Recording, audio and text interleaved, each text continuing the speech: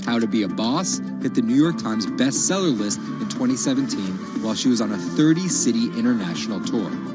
Lily started out with the goal of getting millions of subscribers and financial security. Hurry the hell up! But after surpassing those goals, success has new meaning. I've really come to terms with the fact that my definition of success is what's the best legacy I can leave behind. And it's not the number of views and the number of subscribers. It is the number of people that can say, this girl changed my life or changed something in my life positively.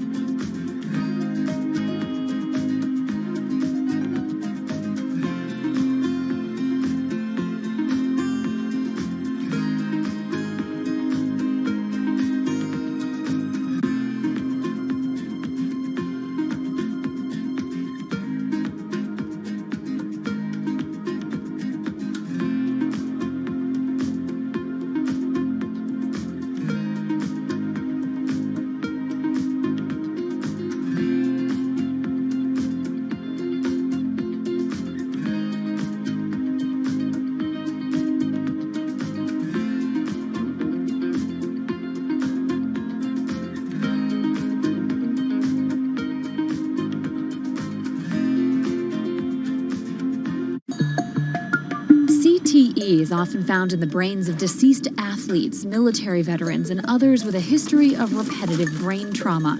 Hundreds have donated their brains to the VA Boston University Concussion Legacy Foundation Brain Bank. This is a former NFL player who died in his early 70s, and this is a veteran who also died in his early 70s. Dr. Ann McKee dissects these brains. The hippocampus and the mammillary bodies are very important for memory. I can see that they're slightly affected. McKee recently dissected the brain of former New England Patriots player Aaron Hernandez, who was convicted of murder and later committed suicide. You'll see right away that the brain is showing signs of shrinkage. You can see the crevices in the brain that you can't see in the normal. McKee says Hernandez's severe case of CTE impacted his decision-making, depression, and ability to control rage and aggression. Right now, she thinks we're underestimating how many people have CTE. We were able to distinguish between CTE and controls and CTE and Alzheimer's disease.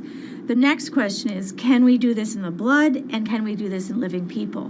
And we aren't there yet with those answers. But the need for a diagnosis in the living is motivating companies such as Quanterix in Lexington, Massachusetts, to work faster on technology that could diagnose concussions and CTE in as few as 30 minutes. Kevin Rosovsky is the CEO. It's like a high-powered microscope. And so by doing that, we can see little biomarkers that you couldn't see before in the blood. Quanterix received a grant from the NFL and just went public. Since then, its stock is up more than 40%. The company sells a machine called Simoa for $175,000 to other biotechs, hospitals, and researchers. And for the first time in history, we're able to see brain health in blood, and that's a major breakthrough, and that's leading to less invasive testing, and we've already been able to see evidence of concussions, and there's the beginning evidence of being able to see the accumulated effect of concussions. Quanterix is also trying to detect Alzheimer's disease, multiple sclerosis, and ALS. Rosovsky says he thinks diagnosing concussions will be easier than diagnosing CTE. Diagnosing CTE in the living probably is a couple years away. We're real excited to see the progress, but reducing some of that work into actual tests in a laboratory takes time. There's regulatory approvals. There's a lot of red tape that you have to go through. Also in this race to diagnose CTE in the blood are Athlon Medical and Exosome Sciences. And New York's Mount Sinai Hospital is scanning for the disease in the living. But it's just one step in a series of questions for those with serious head trauma. There's still no cure for CTE. Even if we had a great idea for a treatment, there's no way to test whether it's effective or not. So that's the enormous advance that we'll get if we can develop a biomarker for this disease. In Boston, Ann Mostu, Bloomberg News.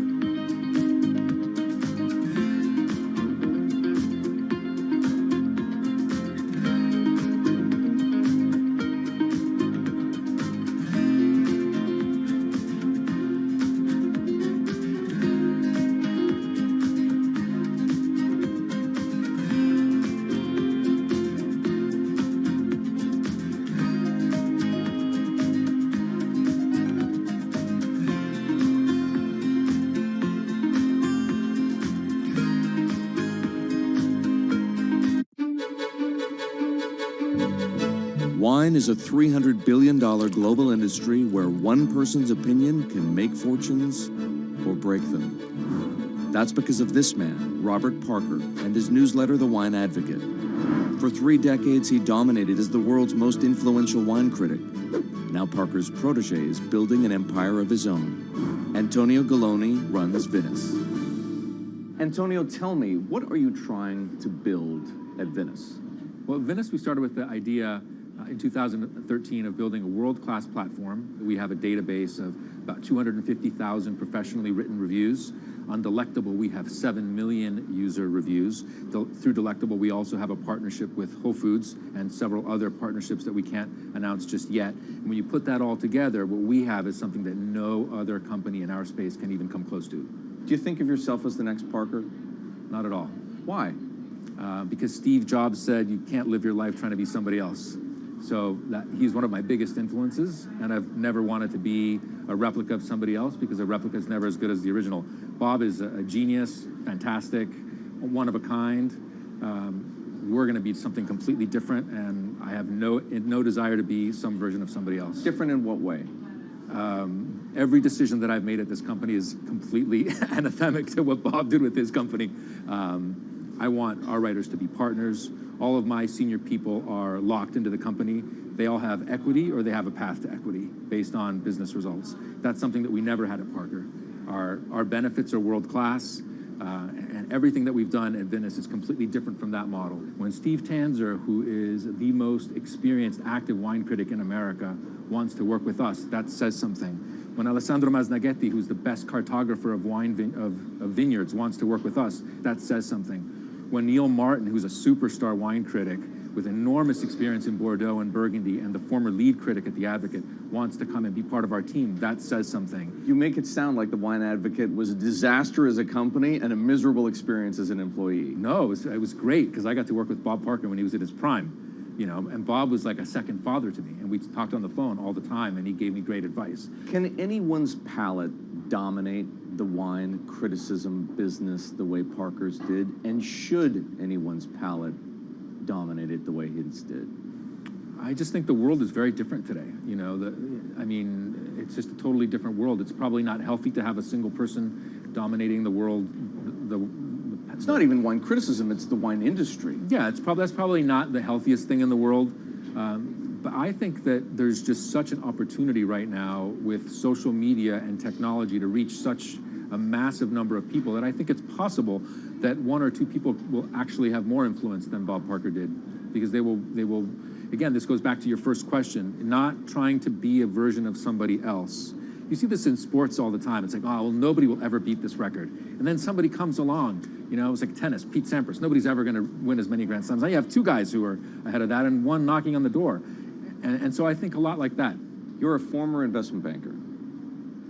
How does that inform and influence what you're doing and what you've done? My generation has had to deal with a lot more challenges. That's why I think we're actually much better poised for the future. My first job in finance, the first thing that happened was long-term capital, 1998. Then the tech bubble melted down. Then there was a mutual fund trading scandal. You know, that was all like within about 5 or 6 years. And these are the things that I had to deal with as a young executive. My peers who were 20 years older didn't know how to manage in crisis. They'd only seen Black Monday.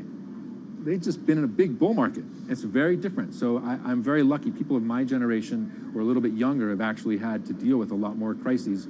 I think that's actually good for learning how to cope with challenges in business. From the outside, it kind of looks like you're trying to demolish the house that Parker built, right? You left The Wine Advocate. Yeah. You merged with one of his chief rivals. Yeah. And you just hired his successor, Neil Martin. Mm-hmm. So are you? I think what that says is that all the best people want to work at our company. And that's really what we strive to create starting in 2013. We wanted to create a world-class company that would attract the best-in-class talent, and not just on the content side, on the technology side, on the digital side, our office, and at every level, what we're trying to, we only hire superstars, and we're looking for those superstars.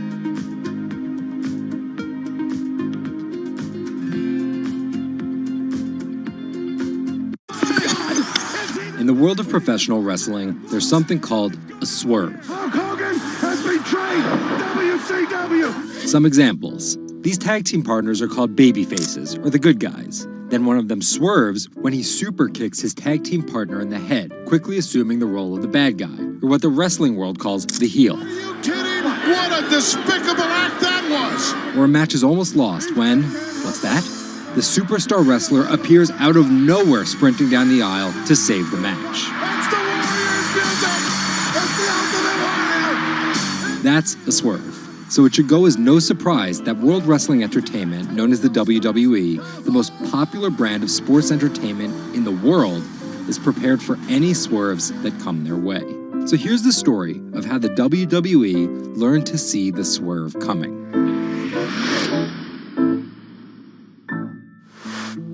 So I spoke to Bloomberg reporters Felix Gillette. I'm a writer for Bloomberg News for the global business team. And Kim Basine. And I'm the U.S. luxury reporter at Bloomberg. To find out exactly how the WWE is positioning itself for an all-out global invasion, which starts with a massive change to their lucrative pay-per-view model. WWE basically pioneered the pay-per-view model on cable.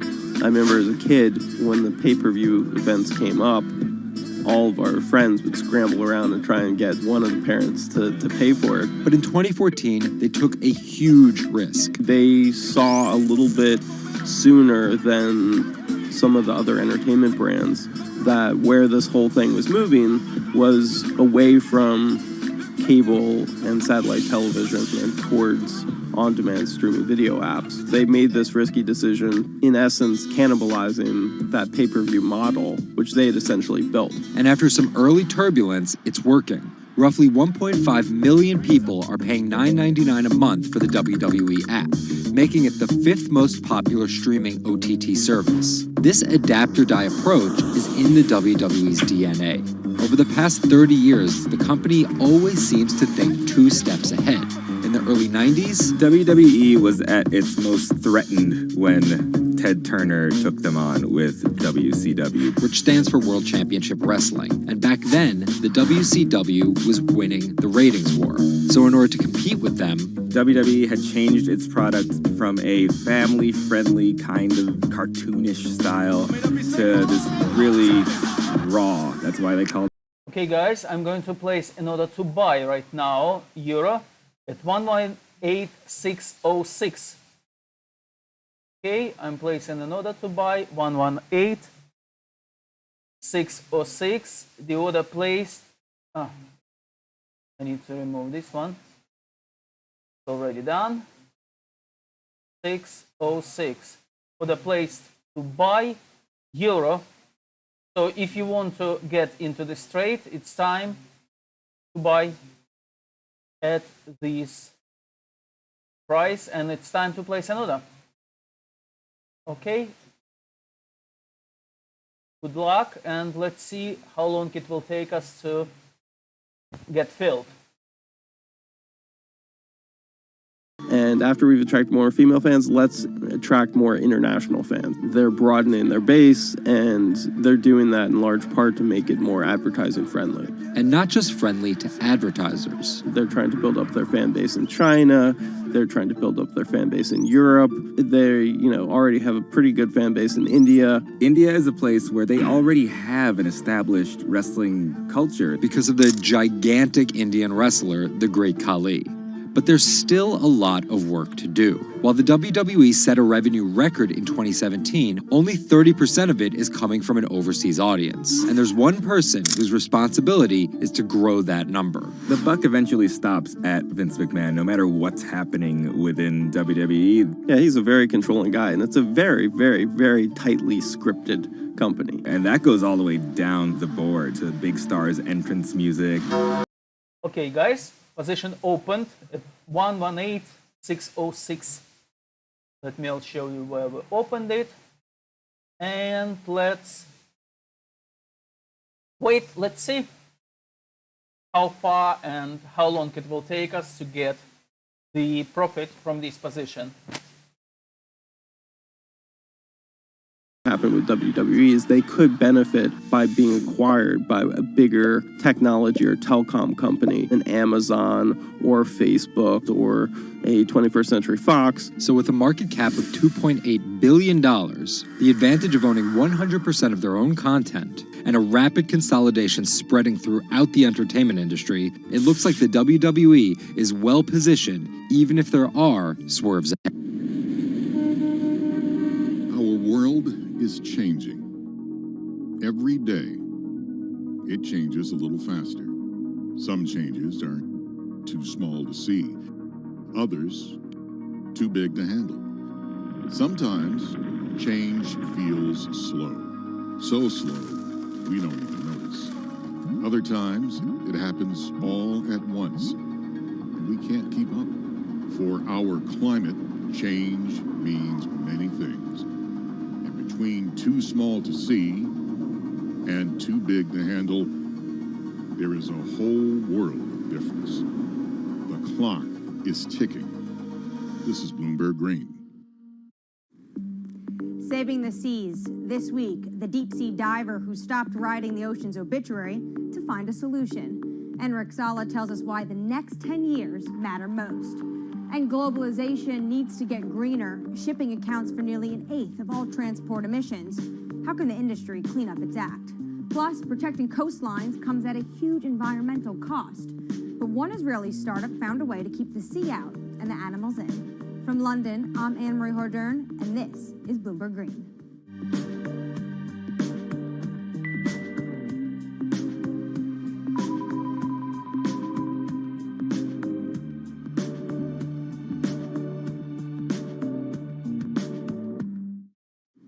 After more than a decade of studying the ocean as an academic, Enric Sala realized he was writing the ocean's obituary.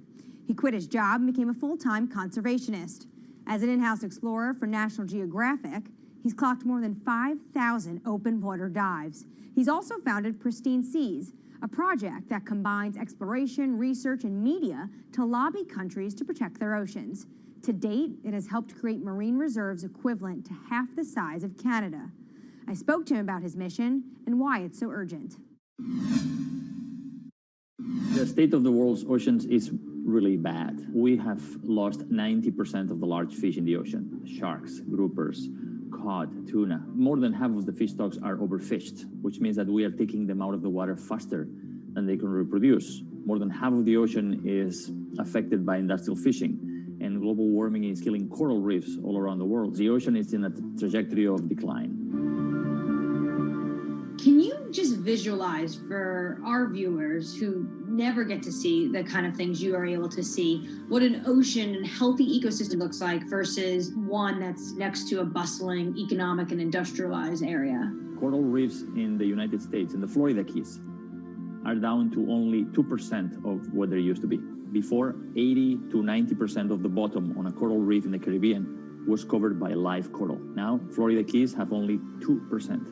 The average in the Caribbean is about 5% of the bottom covered by live coral. The rest is covered by slime and seaweed. And most of the fish you can see are this big. And it is very, very rare that if you jump into any place in the Caribbean at random, you see a shark. It's very, very rare. Now, let's go to Millennium Atoll, for example. An atoll that is uninhabited and fished south of the equator in the Central Pacific, belongs to the Republic of Kiribati. 2009, we conducted the first underwater expedition to this island, and I still remember the first time. Jumped over the side of the boat, and as soon as the bubbles cleared, I was surrounded by 15 gray reef sharks. After a couple minutes, the sharks decided that we were boring, and they went back to do their thing. And you look down, 90% of the seafloor is covered by thriving coral, and it's full of fish, and a sea turtle comes by.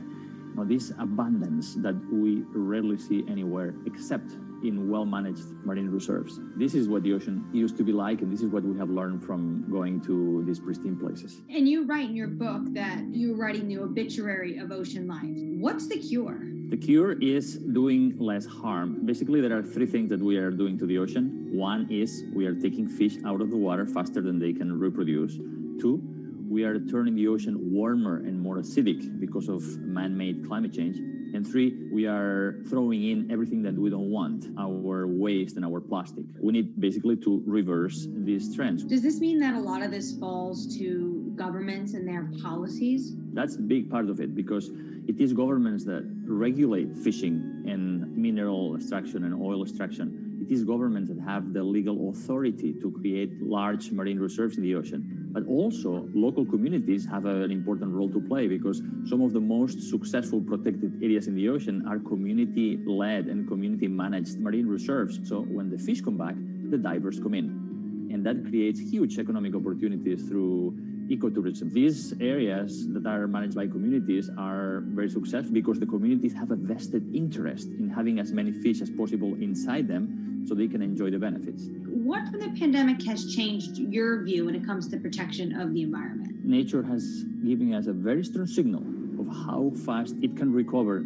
if we just give it space. Everybody was fascinated by all these videos of the whales and the dolphins coming into marinas, and mountain lions on the streets of Santiago in Chile, wild goats in the UK. Nature has this extraordinary ability to bounce back if we just give it space. This is why we need to protect at least 30% of the planet by 2030. How do healthy marine ecosystems help in the fight against climate change, though? Most people see the ocean as a victim of climate change, but the ocean can also be a solution, because we know that the more life that is in the ocean, like big fish and big whales, the more these organisms help to make the ocean productive and absorb more CO2. The kelp forests, seagrass beds, all of these are important ecosystems in the ocean that are similar to the forests on the land, that capture a lot of our carbon pollutions. What are you most excited about in your field? We have 10 years to fix this problem. Global fisheries catch is going down, stocks are collapsing. Business as usual means that by 2050, 90% of the coral reefs are gone, that most commercial fisheries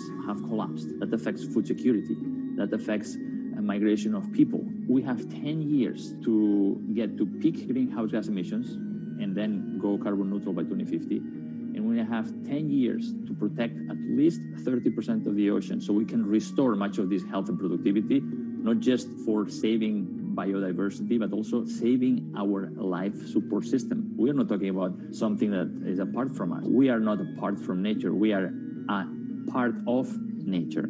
So these 10 years are probably the most critical in the history of humanity. The most accurate measurements of changing oceans will come from space. While Enric Sala explores what lies beneath, a new satellite is giving us data from above. We'll learn more about our oceans and climate change, but from space. A new satellite's been launched from California. Its mission: track the accelerating rise of sea levels. Well, the main instruments on board include a dual-frequency radar altimeter. And this is the primary instrument of the mission, and that's the one that's measuring sea surface height, significant wave height, and wind speed over the ocean. And from those measurements, we can actually have the superb measurements that we expect of sea level rise. Data gathered from Sentinel-6 will be used alongside information from other satellites to build as complete a picture of the oceans as possible. With a long record, we can precisely measure the acceleration. We eventually can detect new regime, tipping points. For example, if there is a runaway in the melting of Greenland or Antarctica, sea level will record this runaway change because it is an integrator of all changes that are occurring in the climate system. So we will be able to see some change, big change in the global climate. The National Oceanic and Atmospheric Administration expects that sea level rise will increasingly threaten U.S. coastlines. One example, the southern tip of Manhattan is expected to flood 20 to 40 times a year by 2030. 11 of the 15 largest megacities are located at the coast, and this number will double. The number of people living in coastal area will double by 2060. So, knowing how much sea level is rising at the coast and how much it will rise in the future in coastal areas is as obvious.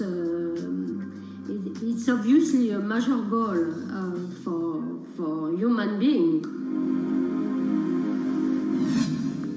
Coming up, from sales to steam to oil, the shipping industry is no stranger to change. But how will it navigate the next transition? This is Bloomberg Green.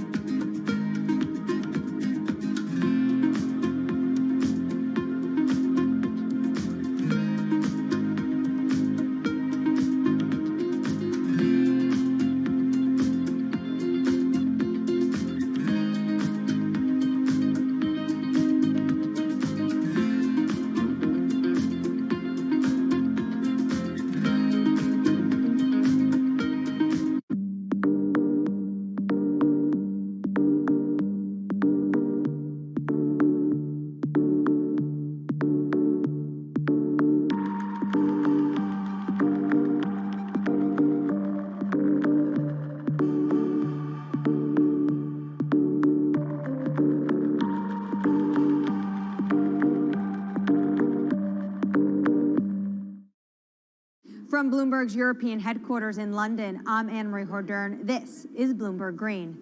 Now, for your roundup of this week's latest climate news, Jennifer Zabazaja has your Green in Brief. Here's the climate news you need to know. Deforestation of the world's largest rainforest has hit a 12-year high. More than 4,000 square miles of the Amazon rainforest was destroyed in 2020. That's a 9.5% increase from a year earlier.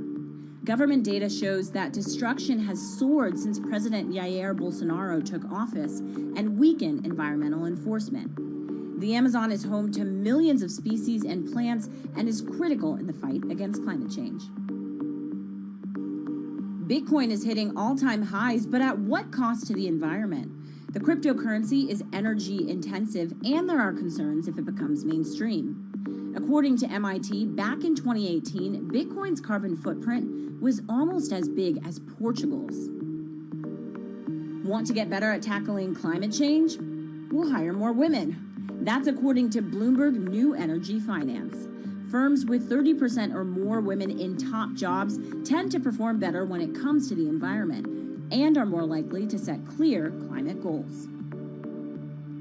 Shopping online is more popular than ever now, but the price of convenience is measured in CO2, and more deliveries means more fuel burned and more packaging wasted.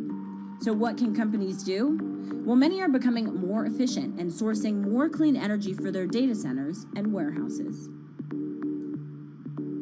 And England's farmers will be paid to go green after Brexit.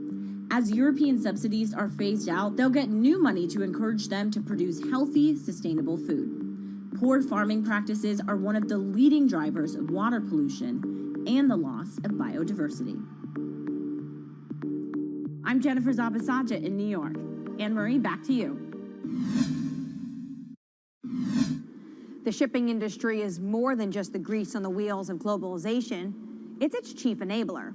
11 billion tons of goods are transported by ship each year, the biggest contributors being 2 billion tons of oil, 1 billion tons of iron ore, and 350 million tons of grain. According to the International Chamber of Shipping, 80% of Europe's imports and exports happen over the seas.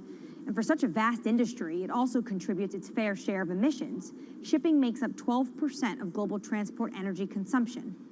So how does it clean up its act? Earlier, I caught up with Bloomberg Green reporter Laura Milan about just how big of a challenge this is going to be for the industry. One of the main issues is size. So about 90% of the world's cargo is moved by ships. So obviously changing such a huge industry is not going to be fast, and it's not going to be easy. The second issue has to do with technology. So ships obviously travel for many days at sea. It's not as easy for them to refuel as it would be for a car, for example, going on a road. And the sector still hasn't found a technology that's economically viable and that's zero emissions, and equivalent to the electric batteries for cars, for example. But actions are being put in place to make the industry a bit more environmentally friendly. Walk us through those steps that they're taking. That's it. So there's a first step that would involve using low emission fuels or biofuels that would significantly reduce the existing emissions.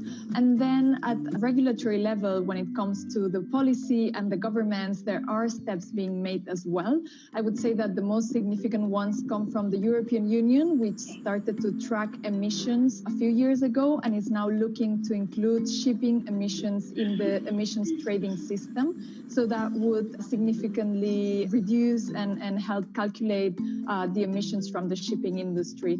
Now, China is taking similar steps. So at the moment, regions need to report shipping emissions to the central government. And finally, we have the International Maritime Organization with a pledge to reduce shipping emissions by 50% in 2050. Now, we must say that that pledge has been considered insufficient by environmental groups, but at least some steps are being taken. So to get to 2050, the industry obviously is going to need to start tapping some new technologies. What new technologies are you seeing being introduced into the shipping industry? So we have seen pilot technologies being developed for years now, but what's interesting about this current moment is that we're seeing big players invest in these technologies that are not yet economically viable, but that one day might be. So for example, we are seeing earlier this year, the world's largest agricultural commodities trader, Cargill, saying they will invest in attaching sails to their ships so they can make any technology that they run their ships on more efficient. Similarly, we have seen a spin-off of Airbus, the aeronautics company, developing a similar application with kites. We have been following also developments in hydrogen. So at the moment, hydrogen fuel seems like a good option, a possible option when it has been developed and when it becomes economically viable. And we have Vestas, for example, the world's largest turbine maker, developing some ships that will be able to run on hydrogen in the near future. Coming up, rising sea levels means humans need to get creative when it comes to coastal defenses. But how do we protect both ourselves and the environment? One Israeli startup may have the answer. That's coming up next. This is Bloomberg Green.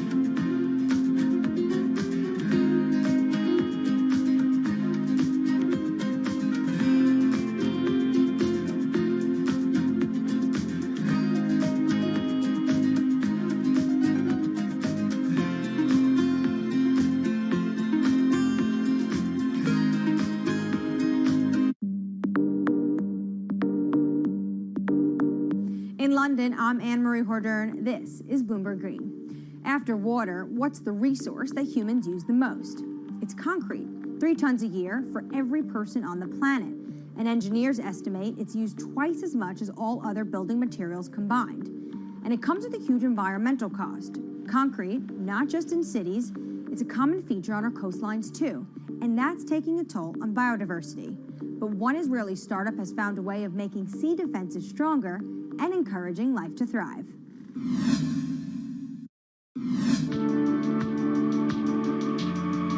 If you take a look at concrete structures like breakwaters or seawalls, the water around them is often clear. That's not actually a good thing, because it means there's no life. Marine species are actually most abundant in coastal areas, but it's also where us humans prefer to live too. So when we build here, we drive away marine life. The concrete in the marine world has a lot of additives, a lot of chemicals, and some of those materials are actually leaching out, and they're actually prohibiting marine life to thrive. If we keep developing without any regards to natural communities, there is a tilting point from which beyond we cannot really go back.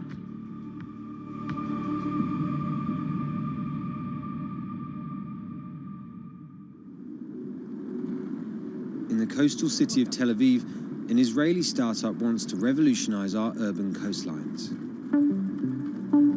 Their sea defenses are transforming lifeless man-made structures into teeming ecosystems.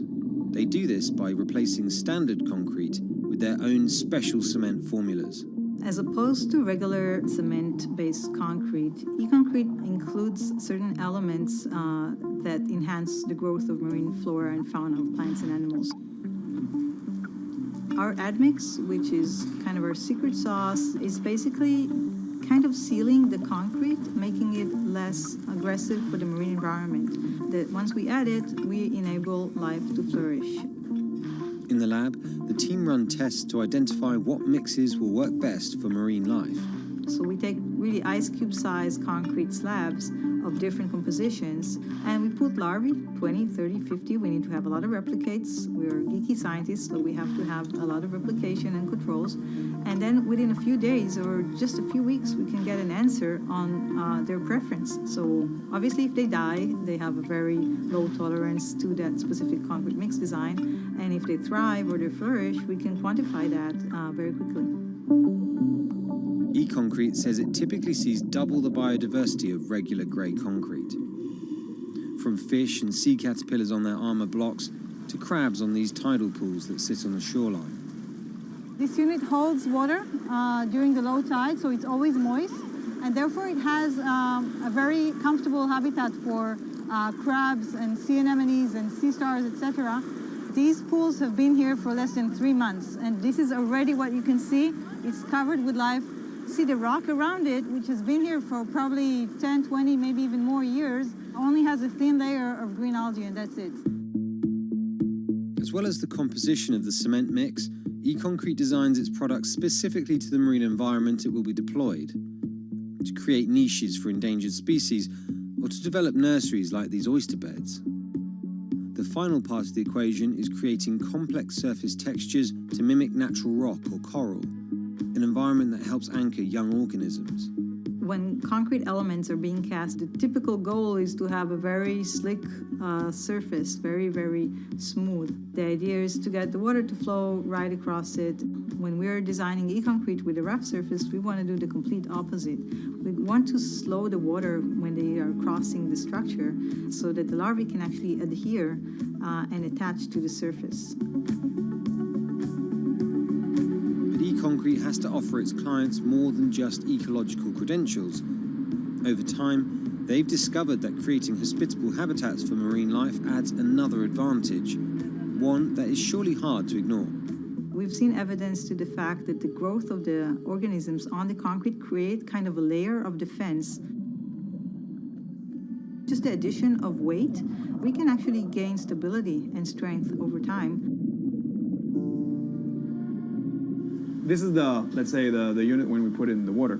And this is after a year in the water. And what you can see here is all the oysters are completely covering it. We designed the units so they can withstand the forces and perform in terms of structural performance, but they can also be a backbone for ecological enhancement. The company tests its miniature designs in tanks full of real seawater, rocks, plants, and animal life from around the world. What we're looking for is the accumulation of calcium carbonate on the surface of the concrete of different mixes and different designs. This is the process that we call biogenic buildup. So with time, we get a buildup of calcium carbonate that is sourced from marine organisms on the surface of the concrete. And we actually encapsulate the concrete with a natural rock. So when the organism die, in case of a coral, it will die, and then another coral will sit on it, and that's how a reef is growing. The hope that our man-made structures could become stronger over time also means better economics. The units require less maintenance and could therefore stay in the water for longer. E-concrete, though, is just a few years old, so it needs more time to really quantify the longevity of its products. But the company are certain their products are better for the environment, and not just in terms of improving biodiversity.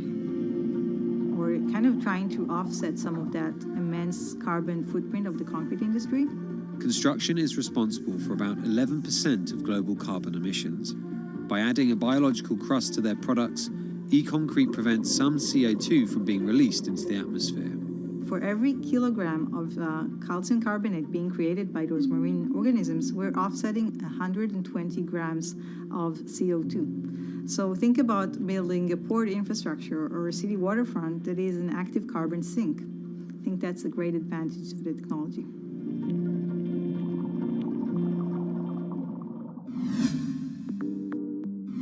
That does it for this week, but let's keep the conversation going on Twitter. Follow us at Climate. I'm Anne-Marie Hordern, and this is Bloomberg Green.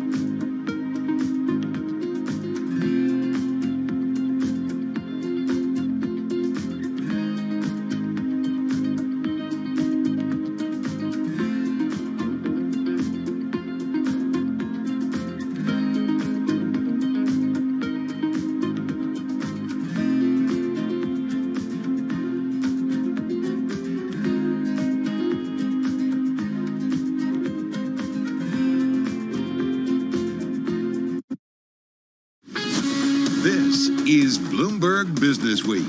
Insight from the reporters and editors who bring you America's most trusted business magazine. Plus, global business, finance, and tech news as it happens. Bloomberg Business Week with Carol Masser and Bloomberg Quick Takes Tim Stenovic on Bloomberg Radio. Yes, indeed, live from the Bloomberg Interactive Brokers studio, streaming on YouTube. It is Monday, March 8th, 2021. Happens to be International Women's Day.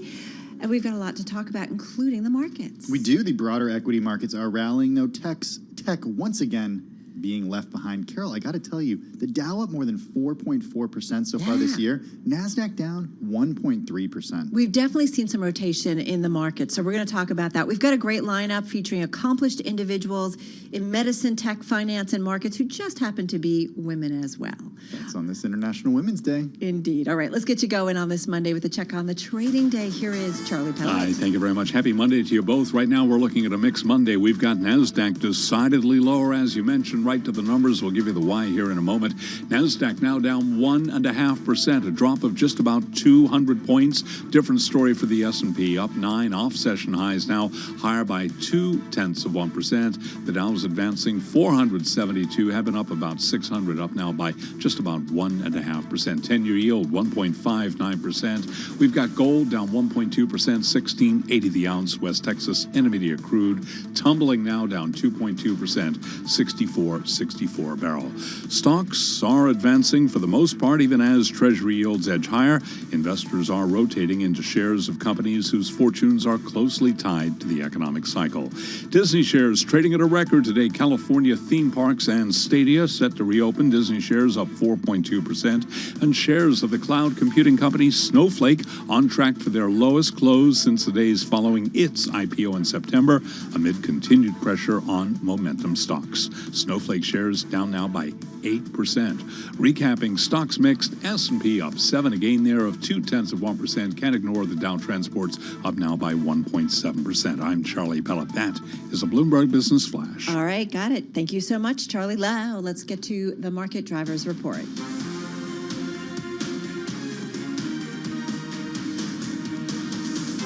All right, let's get to it. Dave Wilson with us, stocks editor at Bloomberg News on the remote access from New Jersey. Gina Martin-Adams, chief equity strategist with us at Bloomberg Intelligence. She too on the phone in New Jersey. Dave, let's start with you. Just lay out the trade here for us. What are you seeing? You know, this looks like kind of a strange day, to be honest. And I'll tell Another you what, one. Charlie Pellet highlighted what's going on with some of the more cyclical areas of the stock market, the ones that are really tied into the economy.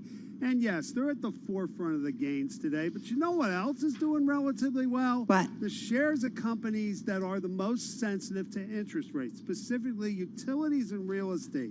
And you don't tend to see those two groups moving together. It's almost like people have decided, yeah, the economy's doing okay, or it's due for a pickup here, but it's not going to drive bond yields through the roof. And that was sort of the thinking, to some extent, you could argue last week with the way that Treasury yields were moving up. Even though yields are a touch higher today, it's not like, it's a freight train that's not going to stop here, you might say. So, you know, you're kind of seeing those moves happen at the same time, cyclical stocks and the interest rate sensitive stocks, which is not, typical. And then beyond that, we're back to the meme stocks.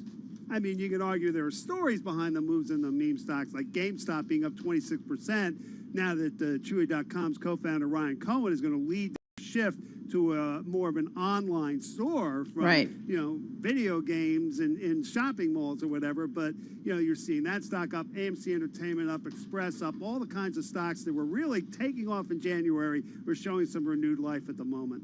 Hey, Gina Martin-Adams, come on in here and talk a little bit about the tech, because the NASDAQ, as we heard from Charlie Pellet, down 1.48% right now. What are you keeping an eye on in tech right now? Yeah, so we're mostly keeping an eye on the combination of valuations and technical levels. I mean, we did see some signs of support potentially emerging on the technical basis for big cap tech in particular, but multiples still suggest more downside to us. And by multiples, I'm looking at the S&P 500's price to earnings multiple relative to the broad S&P 500 multiple. That S&P 500 tech sector is still trading at 25.6 times forward earnings versus the S&P at 21.5. Still an enormous gap, a big premium we're paying for tech that really developed in an environment of defensive strategies taking over the market. Probably needs to close as we do see that rotation into more cyclical groups, as we see the rotation out of the biggest of the big cap safety trades toward more cyclically oriented riskier trades. We're likely to see that valuation gap close back to long-term average. Prior to 2018, the tech sector traded in line with the S&P 500, so we could have some ways to go to close that multiple gap. But it doesn't mean that. Does it mean the tech trade is coming undone, or we're just getting it to a healthier place and just a little bit of, like you and I've talked about this a lot, getting rid of some of the fluff that we have seen, not fluff, but just the run-up. It's just kind of been a one-way trade for a long time. Right, and I do think it is more of the latter, Carol. I think it is more about removing some of this excess and this concentration risk that had developed in a market where investors were really just focused on a handful of names driving gains. Through most of 2020, we have started to see that trade dismantle. It's not a bad thing to see participation from more stocks in the S&P 500, cyclical stocks driving gains. The trouble is that some of these biggest of the big tech stocks, if they fall enough, they can take down the whole index average because they are so big. And so the result is sort of a period of somewhat more volatile gains likely for the S&P as we remove this so-called froth in the tech sector. Now, that said, you can't paint all of tech with one big brush. I mean, when we look at discounts, we'll look for discounts across the index, there are still plenty of tech stocks that are trading at discounts. As a matter of fact, when we look at what stocks are even cheap, as in the top quintile of value stocks, we find 13 are tech names. So there are certainly opportunities. It's maybe just not as widespread. It's not as focused as it was before, and focused on different opportunities emerging as we move into a different economic reality. Hey, Dave Wilson, I know you're the stocks editor, but I'd be remiss if I didn't ask you about bonds and fixed income today, because the yield on the are jumping toward 0.6%. How's that playing out in the trade? Well, I mean, I've already mentioned the fact that we're actually seeing the rate-sensitive stocks move higher, which is really at odds with what you were seeing, like last week even, as bond yields were moving up. I mean, it's clear that, if you look at stocks more broadly, the income you get out of dividends isn't quite so competitive anymore relative to, say, the 10-year Treasury yield. At the same time, you're seeing some analyst commentary suggesting if you look back historically, stocks tend to rise when bond yields go up. And, if you think about it in an economic context, that makes sense. Because when does money get more expensive? Is when people want it, when they need it to do stuff. And that's, when the economy's growing. Hey, Gina, one more last thing on the tech trade. I do wonder, though, even if we start to see like we continue to see this pullback in tech as some of the more unloved markets kind of get some investor attention. If the economy starts to take off in a big way in the second half, I mean, those big tech names stand to benefit by that growth. Do investors then start to maybe potentially come back and recognize that once again? Yeah, very well could. I think it's a very good point, because some of the relative comparisons are not as onerous against tech coming into 2022 as they are going into 2021. So what you could see is a rotation back to some of these opportunities as the valuation gap closes. Obviously, their relative multiples start to get more attractive if they can produce strong upward revision momentum and an increasingly positive outlook for longer-term earnings growth again, then you very well could see it. A lot, I think, will just depend on what happens in the next 6 months. Yeah, what if, right? We will wait and see. Hey, guys, thank you so much. Gina Martin-Adams, Chief Equity Strategist at Bloomberg Intelligence, on the phone in New Jersey, along with Dave Wilson, Stocks Editor at Bloomberg News. He'll be back with his stock and chart of the day. Should we do the bite of the day? Let's do the bite of the day. It's a big one. 20 trillion is today's number. Empowering women to participate fully in the modern economy would light a fire under global growth. Bloomberg Economics has estimated the boost to output if women's education and employment levels converge with that of men in the same country. Achieving that ambitious goal could add about $20 trillion to world GDP. That's in 2050 relative to a baseline scenario of persistent gender inequality. 20 trillion, folks, that's real money. It's an insane amount of money. It's like we're trying to figure out, okay, should we do these plans? Just bring women into the economy. It's so simple. It is simple. All right, we're going to talk about a lot over the next few hours, and we have an incredible lineup, including the CFO of Estee Lauder, Verizon Business CEO Tammy Irwin, and Dr. Joanne Roberts over at Providence St. Joseph Health. Let's get a check on world and national news. For that, it's over to Ann Cates in D.C. Hey, Ann. Hi there. The Centers for Disease Control now says people who have been fully vaccinated can visit indoors without wearing masks, but Americans who have had the shot must still wear masks in public and avoid large gatherings when around those who have not been immunized or at high risk of contracting COVID-19. New York City public high schools are reopened for in-person learning March 22nd after being closed since COVID-19 cases began rising in November. The system's 488 schools will open for the 55,000 students in grades 9 through 12 who have opted for in-person learning. New York City's school year ends in late June. A series of closed-door hearings about how to secure the Capitol building going on today on Capitol Hill. Bloomberg's Amy Morris has a preview from Washington, D.C. House lawmakers are being briefed about security improvements to prevent another breach on Capitol Hill. Recommendations include hiring more Capitol police officers, streamlining the force's command structure, improving its intelligence capability, and upgrading fences and security surveillance. The report acknowledges the, quote, inherent tension between public access and physical security. The draft does not say how much this will cost, but lawmakers are already hammering out legislation to pay for it. In Washington, I'm Amy Morris, Bloomberg Radio. The judge overseeing the trial of a former Minneapolis police officer accused in the death of George Floyd has paused jury selection while an appeals proceeds over the possible reinstatement of a third-degree murder charge. The judge said today that he does not have the jurisdiction to rule on whether the third-degree murder charge should be reinstated against Derek Chauvin while the issue is being appealed. He is charged with second-degree murder and manslaughter in Floyd's death.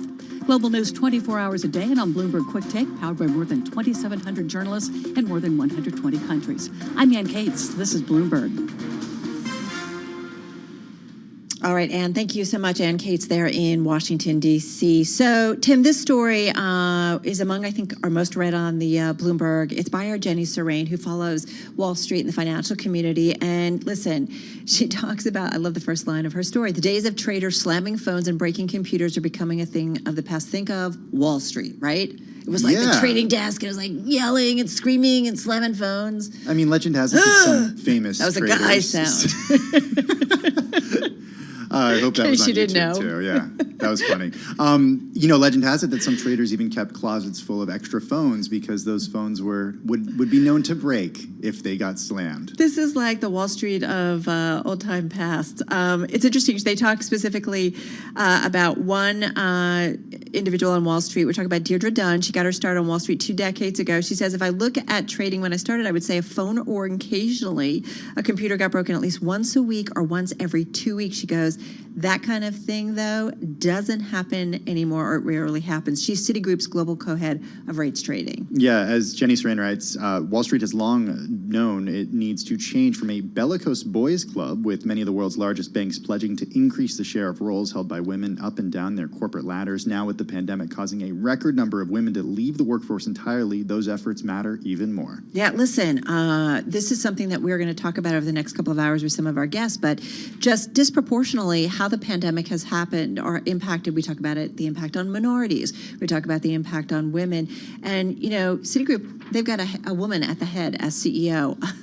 This was, groundbreaking when the headline crossed, because you just have seen Wall Street in many ways still be, still a domain of a lot of white men. Yeah, and I think a lot of people share the sentiment that hopefully it will not be a headline anymore when that type of position is announced. There's another fun anecdote in here that one colleague of Dunn's kept a mini baseball bat on his desk to hammer that phone back together. I didn't understand that. So the It's phone bam, would bam, break, bam. but not completely. But he'd need to hammer the plastic back together. You gotta hit it harder, I guess. Yeah, exactly. Times are changing, though. This is Bloomberg.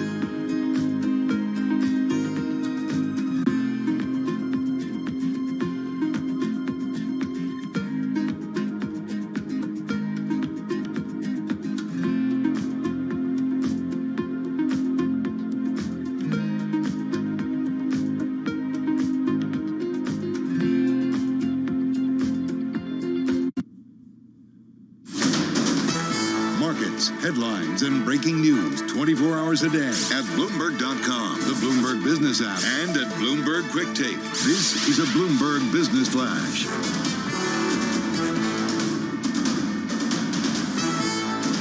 Bloomberg World Headquarters, I'm Charlie Pellet. The sell-off in technology shares picking up steam in afternoon trading. NASDAQ 100 tumbled to session lows after investors fled into companies whose fortunes are closely tied to the economic cycle. NASDAQ 100 index down now by 1.5%. NASDAQ Composite Index down 1.2%. NASDAQ now lower by 153 points. Lows of the day at 12,764. S&P holding on to gains, up 17, up by about 0.5%. The Dow's up 543, up by just about 1.7%. 10-year yield, 1.59%. We've got another up day for GameStop shares, surging now by 32%. The price of crude oil, West Texas Intermediate down 1.6%, 65.02 a barrel. Gold is down 1%, 16.83 for an ounce of the precious metal. A Times Square hotel and retail property once valued at more than $2 billion is a step closer to foreclosure today after a court victory for a group of lenders led by Metaxas. The court granted the lenders the right to foreclose on the property, which features the 42-story Times Square Edition hotel designed by Marriott International and hospitality legend Ian Schrader. Marriott International shares, they're up today by 2.6%. Recapping, NASDAQ selling continues. NASDAQ down 1.3%. S&P by comparison up 0.4%. I'm Charlie Pellet. That is a Bloomberg Business Flash. All right, thank you, Charlie Pellet. Well, a lot of virus headlines to catch up on this Monday afternoon. The big news today, though, the CDC issuing its long-awaited guidance for what fully vaccinated people can do. They say that fully vaccinated people can visit indoors without masks, but still must wear them in public and avoid large gatherings when around those who aren't immunized or who are at high risk for contracting COVID-19. Dr. Rochelle Walensky of the CDC made the announcement earlier today. Fully vaccinated people can visit with other fully vaccinated people in small gatherings indoors without wearing masks or physical distancing.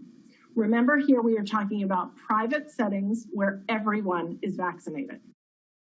Private settings where everybody is vaccinated, that long-awaited guidance. Again, that's Dr. Rochelle Walensky of the CDC with those comments earlier today. Joining us now from Seattle is Dr. Joanne Roberts, Chief Value Officer at Providence St. Joseph Health. Dr. Roberts, thanks so much for joining us on this guidance from the CDC. What was your reaction as a doctor when you heard this earlier today? Oh, it's good to be with you, Tim, and thanks so much. I was really excited, and I thought the CDC's recommendation made a lot of sense, and it's a real gift to families, especially because I think grandparents have been separated from their grandkids, and this will be an opportunity for them to get together for the first time in a year. Some people may be saying to themselves, oh, no more avoiding the in-laws, right? Perhaps so. No, but it's a big step forward, Dr. Roberts. But again, the caveat, these are people who've been vaccinated. Like, we need to remember that there's still, and I think Dr. Walensky kind of laid this out too, that there are still risks out there because the numbers haven't come down as quickly as everybody had hoped. No, and they have plateaued, Carol, and that is concerning, and we'll see how that plays out in the next few weeks. But I think her comments about vaccinated people in small gatherings in private settings with vaccinated people, and then also vaccinated folks who are with low-risk folks. So, and again, that's the typical grandparent-grandchild kind of relationship where the kids might not be vaccinated, but they're not at high risk of getting terribly sick. So they feel that that's a fairly safe environment as well. You know, Doctor, when I heard this from Dr. Walensky earlier today, I thought this is just a huge win for messaging around the vaccine, because what it does is it shows you that the CDC is finally now saying you can act differently after getting this life-saving medicine. Yes, I agree, and I welcome also Dr. Walensky's leadership in this. I think historically the medical community has looked to the CDC as a voice of science and reasonable policy, and I think we're hearing that from the CDC now. Dr. Roberts, I want to ask you, you guys have been really kind to us here at Bloomberg, and we have been talking to you for over a year, as we've all been dealing with the pandemic. You guys were ground zero. You're one of the largest healthcare systems in the U.S., massive, 51 hospitals, 7 states, massive. But the first case of COVID was within your hospital system. So here we are a year later. Are we where you thought we would be? And what gives you hope? What gives you frustrations or nervousness as we move forward? Oh, what a great question. Carol, we're actually in a better place than I expected. I think, especially with this release of the most recent vaccine, the Johnson & Johnson vaccine, I really think that we will see something close to normalcy 6 months sooner than I would have expected 6 months ago, for example. So as bad as things have been, and we're not out of the woods yet, I think the future is looking brighter than I would have thought a few months ago. When you say normal, quote unquote normal, as we like to say, we've heard different things. We've heard October, November. We've heard maybe summer. What's your time frame in terms of society feeling a lot more normal? Well, I think, I'm not sure we'll ever go back to what we used to call normal. I mean, I think a mask is going to be part of my wardrobe for the long-term future. I mean, I frankly, I don't think I'll be getting on an airplane even 2 years from now without a mask. And that's okay. I mean, that's a small price to pay to stay healthy. But I think we'll be seeing slowly larger and larger gatherings. My guess, especially with this most recent report from the CDC, my guess is that by fall, schools will be meeting in person in most of the country. But I think, as the Biden administration has said, if we can get these vaccines out by this summer, which is looking likelier, I think we'll all be able to gather again by fall. Can I go to a concert anytime soon with thousands of people? Just got about 30 seconds here. I wouldn't be going this spring, but you might start looking at tickets for the fall. Okay. Maybe wearing a mask, Carol. Maybe, probably always wearing a mask. mask. At a concert. All right, Dr. Roberts, sit tight. We're going to come back to you. Dr. Joanne Roberts, Chief Value Officer at Providence St. Joseph Health, with us from Seattle. No, but I think about that. I was thinking about the concert all weekend. I was listening to a lot of music. I was thinking about the last concert I went to during the pandemic, and I was thinking, I miss live music. What's it going to look like on the other side? Exactly. Maybe a mask. Right. Definitely a mask. Yeah, but it definitely does feel like a lot more things are coming back to normal when I look at sports in particular. All right, you're listening to Bloomberg Business Week. It's Monday. It's Carol. It's Tim. And this is Bloomberg Radio.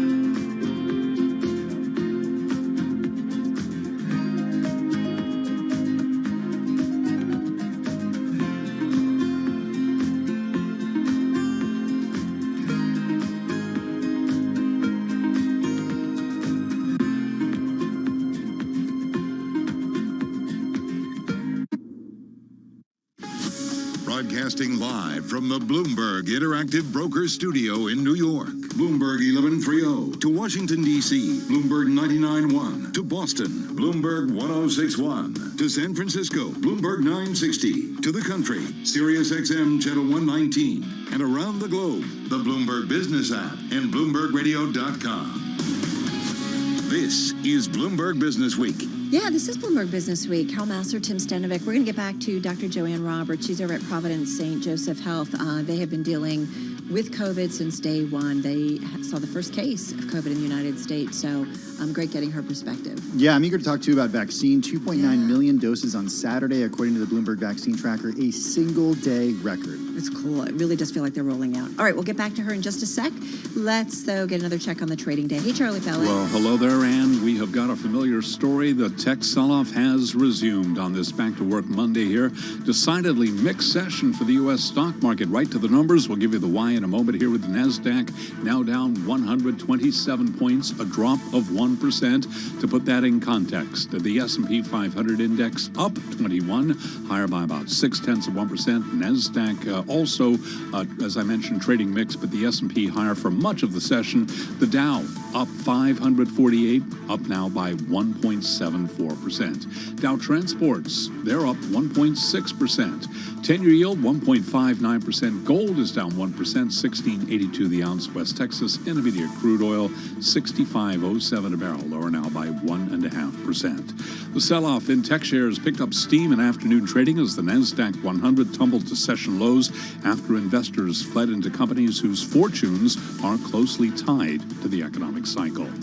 American coronavirus cases posted the slowest spread since the pandemic began almost a year ago. The White House now says there will be enough supply for all American adults to get a COVID-19 shot by the end of May.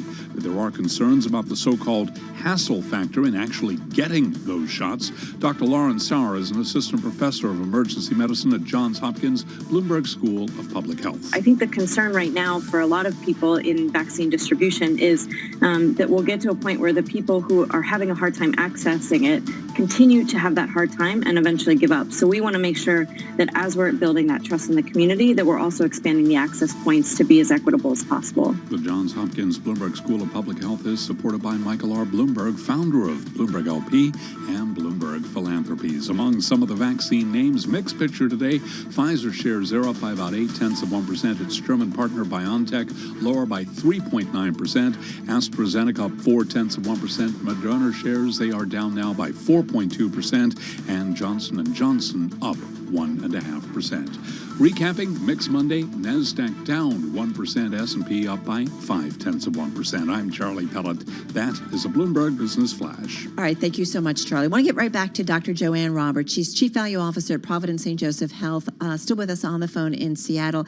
Dr. Roberts, I want to ask you, it is International Women's Day, and I just think here we are still talking about women, you know, having the same opportunities as men. It's gotten better. It's certainly different than it was for my mom or my older sisters than it was for me, and it will be for my daughter, who's a teenager. But I do wonder, as a woman coming up in medicine, what was the toughest thing you ever faced? Oh my gosh.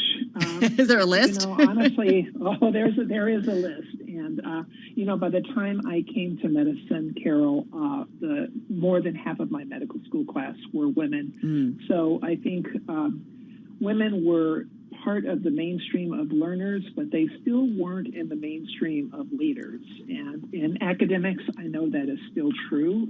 There's lots of articles written about it. I will say, I just heard in our organization this morning, about 55% of our senior leaders at Providence are women, which makes me very proud to work for an organization that recognizes that women can and should step up to leadership. I'm wondering about, we have heard so much about during the pandemic how this has disproportionately affected women. We've heard of women dropping out of the workforce. Are you seeing that in healthcare at all right now? I mean, we know about burnout when it comes to doctors and healthcare professionals, especially over the last year. They have just worked so hard. What are you seeing?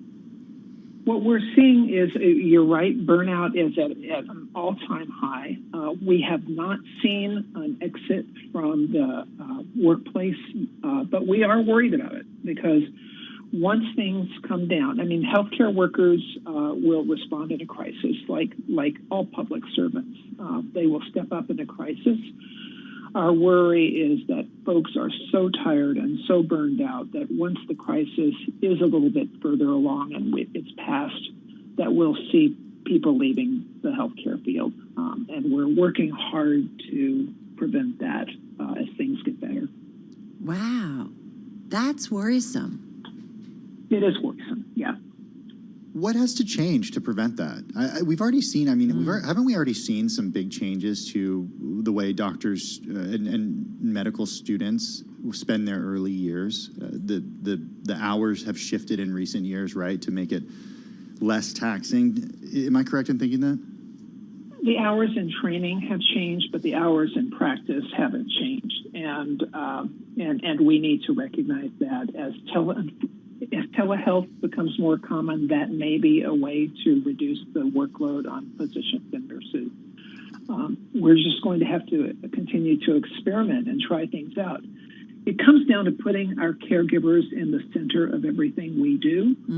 When we find that we serve our caregivers first and foremost, they will serve their patients first and foremost, and they'll take care of themselves better.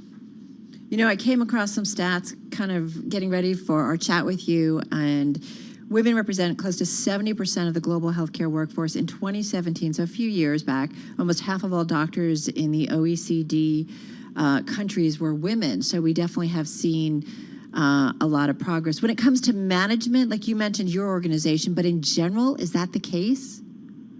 In general, that is not the case. It's better across the board. The area that I'm most concerned about is in the academic world, where our young people are learning how to become doctors and nurses. We want the academic world to reflect the greater population. So more than half of medical students are women. I would like to see the time when more than half of our senior faculty are women. It is so interesting to be talking about burnout at the same time as seeing the headlines that a record number of students are applying to medical school because they've been inspired by what has happened over the last year. And we only have about 20 seconds left. It's the most honorable thing I could imagine doing. So you're asking a biased observer. Yeah, fair. Well, we appreciate it as always. Dr. Joanne Roberts, thank you. Chief Value Officer at Providence St. Joseph Health, massive healthcare system out there on the West Coast and actually throughout 7 states in the United States. Joining us once again on the phone from Seattle. Good to hear. Peter. And I also love hearing the optimism, right? Yeah, just me too. So optimistic about where we are now. Especially when, if you go back, 6, 7, 8 months, it felt like we couldn't see any light at the end of the tunnel. And it does feel like, as you mentioned, the vaccine rollout numbers, that certainly gives me hope as well. And Drew Armstrong tweeting earlier today, it could get even better because the J&J data is going to start being incorporated. Yeah, really good stuff. All right, you're listening to Bloomberg Business Week. Let's get a check on world and national news for that. It's over to Ann Cates in D.C. Hey, Ann. Hi there. Jury selection has been put on hold today in the trial of former Minneapolis police officer Derek Chauvin. He is charged with second-degree unintentional felony murder and second-degree manslaughter in the May 2020 death of George Floyd, who said he couldn't breathe after Chauvin put his knee on the black man's neck. Now, the judge in the case says he does not have jurisdiction on whether a third-degree murder charge could be reinstated. The CDC has issued updated coronavirus safety guidelines. Fully vaccinated people can meet freely in private settings with other fully vaccinated people, but several restrictions remain, including advising against travel and recommended mask wearing in public. Those vaccinated can also meet with people who are not vaccinated from a single household who are low risk without wearing masks or distancing. Economists at Goldman Sachs believe the U.S. is on track for an employment boom this year.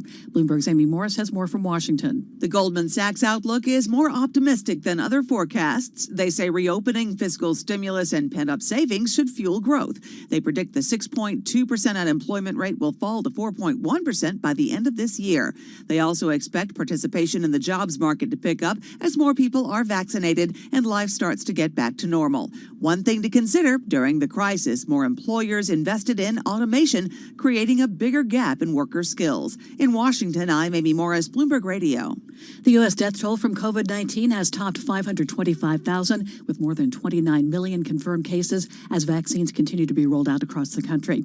President Joe Biden is rethinking Trump administration policies that weakened how colleges and universities universities that get federal dollars handle sexual assault accusations on campus. Global news 24 hours a day and on Bloomberg Quick Take. I'm Ann Cates. This is Bloomberg.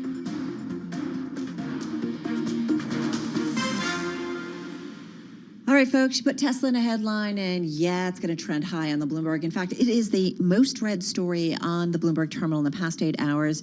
Has to do with Elon Musk getting into the Texas power market. Yeah, they could maybe use an assist, I think some might argue. Yeah, Elon Musk has tweeted about this, in fact, something that is mentioned in this story. Never bashful. Yes, he likes to weigh in, by our colleagues Dana Hull and Noreen Malik. This is an incredible story. And an exclusive. An exclusive, and it has everything of like a good kind of gripping story, right? It's secret. It's Elon Musk, and it's about the way that Texas could somehow fix what happened in the future. Well, potentially, this is a tiny part of it right now. Yeah. Well, and what's interesting is I guess they had previously, Tesla that is, unrevealed, or I guess what they're now revealing is construction of a gigantic battery that's connected to an ailing electric grid.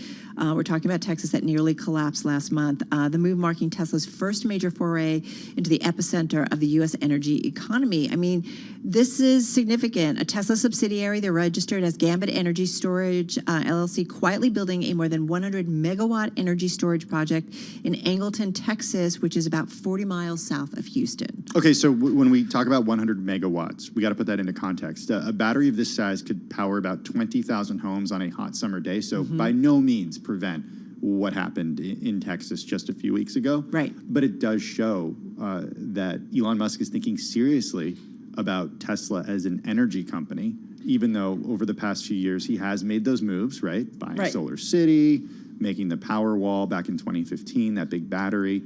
But still, it's known for its cars. Well, think about our conversation with Kathy Wood and even others who follow, who like Tesla. They say it's not a car company.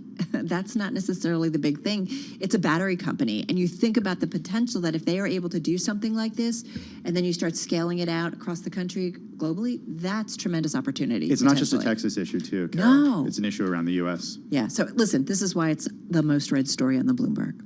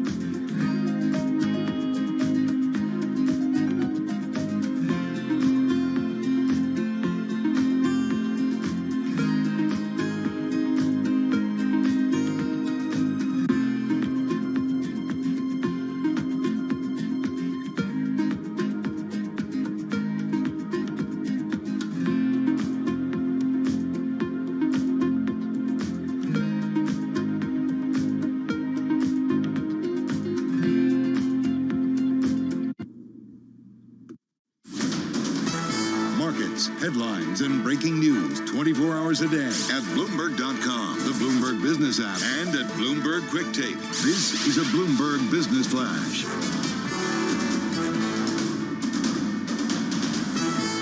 Bloomberg World Headquarters. I'm Charlie Pellet. We're looking at a mixed Monday here. The Dow, the S&P, they are higher. NASDAQ trading lower. 10-year yield 1.59%. Sell-off in tech shares picking up steam in afternoon trading as the NASDAQ 100 tumbled close to session lows after investors moved into companies whose fortunes are closely tied to the economic cycle. S&P giving up most of an advance. It did top 1% as tech shares in the benchmark dropped by 1.5%. NASDAQ 100 index now down by 2%. NASDAQ Composite Index down 1.6%. NASDAQ lower by 204 points. S&P up 4, little changed, up 0.1%. The Dow up 436, up now by 1.4%. Gold is down 1%, $16.83 the ounce, lower by $16.91. And West Texas Intermediate crude down 1.9%, $64.82 a barrel. I'm Charlie Pellet. That is a Bloomberg Business Flash. All right, Charlie, thank you so much. Well, February is Women's History Month, and throughout the month, Bloomberg will be celebrating pivotal moments. Here with more on that is Bloomberg's Renita Young. Happy International Women's Day. On Today in Women's History in 2017, the Fearless Girl sculpture is revealed across from the Charging Bull statue on Wall Street. Kristen Visbal's sculpture depicted a young, defiant girl standing confidently. The sculpture was installed late the night before. It was placed there to draw attention to the lack of gender diversity and equality in the workplace, particularly in large, powerful institutions in New York City. The plaque under the sculpture reads, "Know the power of women in leadership. She makes a difference." It was commissioned by State Street Global Advisors, who wanted to advertise an index fund that promotes gender-diverse companies with higher percentages of female leadership. That's Today in Women's History. I'm Renita Young, Bloomberg Radio. Thanks so much, Renita. Well, Carol, a strange thing happened in 2020. You and I talked about this quite a bit. Despite the fact that the U.S. economy saw the deepest recession since World War II, millions of people lost their jobs, state finances in general were actually okay. Like, what's up with that? Yeah, so for example, Texas faced a $4.6 billion budget shortfall last July, and now it's just a fraction of that. This builds on that story we talked about last week, right? About why aren't the states in a tougher place? And this one provides a little bit of another piece to that puzzle.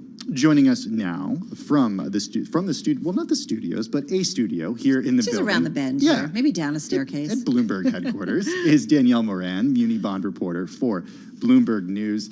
Her story is in the current issue of Bloomberg Business Week, and it is all about a Supreme Court case a few years ago that arrived just in time for the pandemic. Hey, Danielle. Hi, guys. How are you? So we're good. Tell us a little bit about what happened between Wayfair and one of the Dakotas. Yes. So for years before the pandemic, states and cities were worried about losing on one of their major sources of revenue, which is sales taxes. As brick and mortar retail shifted online, people stopped going to malls, stopped going to stores, they started buying stuff through their computers. And that debate really came to a head in 2018 with a Supreme Court case that decided, it was South Dakota versus Wayfair, the furniture giant, that South Dakota passed a law that allowed them to collect sales taxes on purchases from companies that didn't have a physical presence there. And the Supreme Court upheld the decision, saying that they were permitted to collect these taxes. And that really was a fortuitous decision coming 2 years before the pandemic, when almost all shopping shifted online. Talk about timing. Well, listen, like as a consumer, right, for such a long time, I know when we would shop too, you would find a place that didn't charge sales tax, especially on like large items, if they didn't have a store, and you would, I'm guilty of it. I did it in the past. Even before that, people in Manhattan would go to New Jersey years ago to do this. Right, and still do. You know, you see that. So listen, so what a windfall for states. Tim was talking about some of them, whether it was Texas specifically. I mean, we're talking about real money, Danielle. Yeah, Yes, we are. And so, for example, California is the world's 5th largest economy. They reported that online taxable sales more than tripled in the first half of 2020 compared to a year earlier. New York reported a dramatic shift in consumer spending as people started shopping online more during lockdown, and this really bolstered tax collections and really led to a happy, I guess, collection for states that were going through some really tough times. Danielle, I have to say, reading your story, it made me think too that, you know, whenever we talk about increases in taxes or tax policy, everybody's like, no, I don't want to pay more taxes. But in some ways, this was a way of easily increasing revenues, helping out states, providing another revenue stream, and kind of shared among the public. Right. So this was the way that the Texas controller described this to me is for him, this was an issue of fairness. This is saying that if you have to walk down the street and you can go to your local store and you have to pay sales taxes there, why don't you have to pay them online? And that was sort of a core issue for him. And then as states started implementing these laws, allowing them to collect from remote sellers, they also implemented laws allowing them to collect from these marketplace aggregators, which are like Etsy and eBay, places where businesses can sell products to consumers. But Danielle, and that also led to this but what I did learn in your story too was that not every state has been able to do this. Florida and Missouri are among the 45 states that levy sales taxes who have not moved to collect those dollars yet. Does that mean that they missed out on this completely? They're working on it, though, aren't they? They're working on it. Yeah. So both states have bills making their way through the state legislature, but experts that I have talked to say that they may have left money on the table for not implementing something a little bit sooner, given this really acceleration in the e-commerce space that the pandemic sort of forced on consumers. But I think it's just such an interesting way when you think about the tax base, right? And we think about federal taxes allocating to different states and so on and so forth. I mean, here's a way of really helping out states and municipalities. Danielle. Yes. So this was the ability to collect these online sales taxes really helped mitigate some of the fiscal fallout that states and cities were feeling from the pandemic. And they were seeing revenues fall in other areas. So you have hotel taxes. People aren't traveling. They're not staying in hotels. So that was an area in almost all states that saw a decline. And this, although not a panacea for states, really helped sort of cushion the blow in other revenue areas. Now, I know that states don't break out all the types of tax revenue that they get, so we don't necessarily know in every single case what portion came from online sales and this, quote unquote, new tax. But in general, do we know from the analysts you spoke to, from the reporting that you did, just how much it helped in 2020? So from the experts I spoke with, that this Wayfair decision could not have come at a better time for states and local governments. If you look at Texas, for example, they gained over $1 billion in the first 12 months of collections and $500 million since they started collections just for local governments. That is a significant number, even for a state as big as Texas that was going through some pretty difficult financial expectations earlier this year.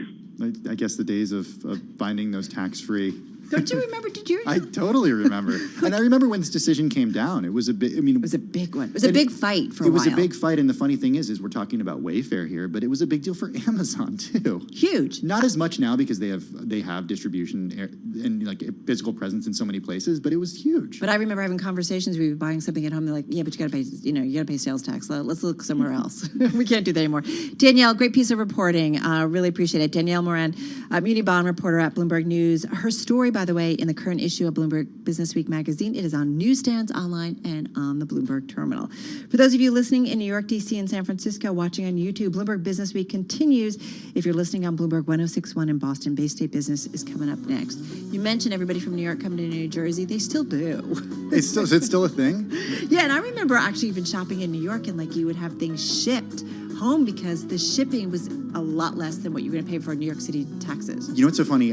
We watched all the old episodes of Seinfeld over the pandemic. One of them, they're sitting on the subway, and there's an ad in the subway for people in New York to come to New Jersey to do this. This is like the 80s or 90s. Is that when they lose the car in the parking lot? All right, this is Bloomberg.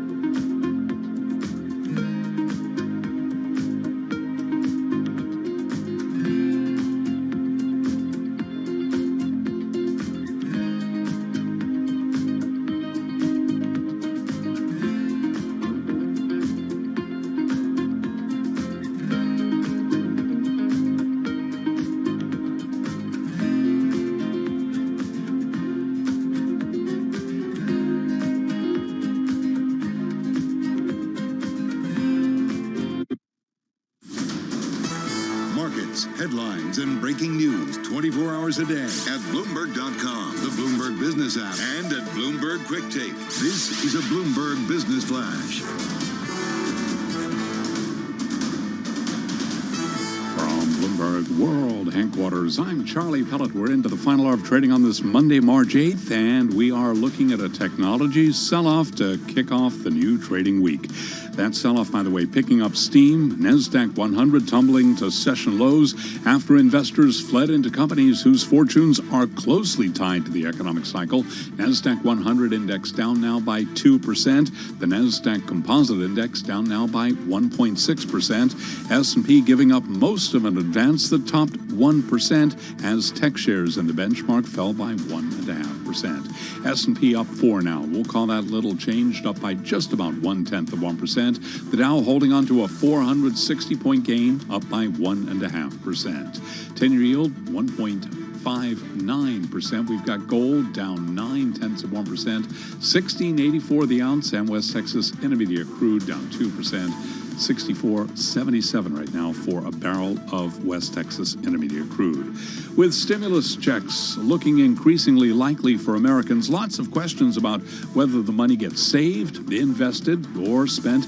Ellen Zentner is chief U.S. economist at Morgan Stanley. 1.2 trillion of it is actually spent this year. So when you think about the parts of the bill that are front-loaded, that impact the economy up front, they're about in line with expectations, but certainly nothing but positive for the economic outlook. And we're going to see the Fed sharply revise higher those growth numbers at their March FOMC meeting coming up.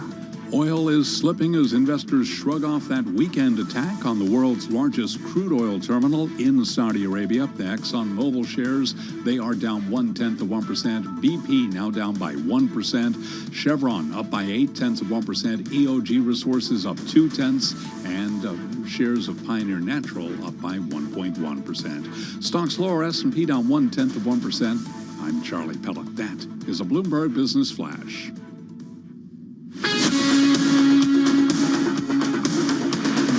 You're listening to Bloomberg Business Week with Carol Masser and Bloomberg Quick Takes Tim Stenovic on Bloomberg Radio.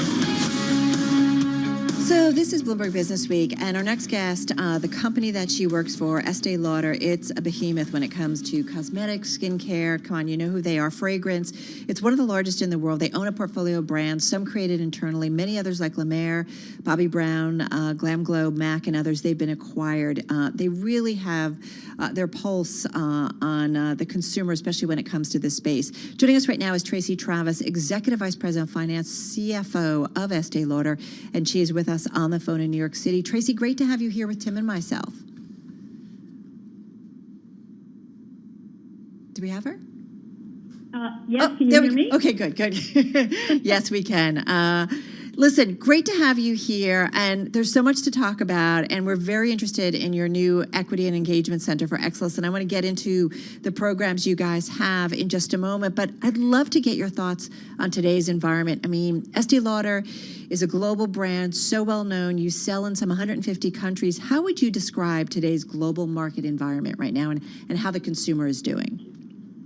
Yeah, I mean, the consumer, based on what we've seen globally, is still supporting, obviously, prestige beauty. I mean, our sales, are recovering, every month, every quarter. Certainly, we just reported our second quarter results, and we returned to growth for, a quarter earlier than what we had expected.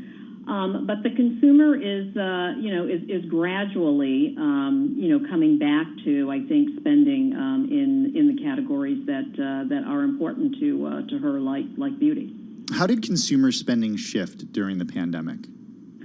Consumer spending shifted very much to online, first of all. So, we were one of the companies that our distribution was deemed to be non-essential globally. We sell only prestige beauty, so we sell in a lot of department stores and specialty stores, which closed initially during the pandemic, and then reopened. But traffic has been a bit light and has gradually been building. So we saw a tremendous shift to online, and we were prepared for that. With our own brand.com sites. with our retail partners and their sites, as well as some of the platforms and pure play sites that we sell on.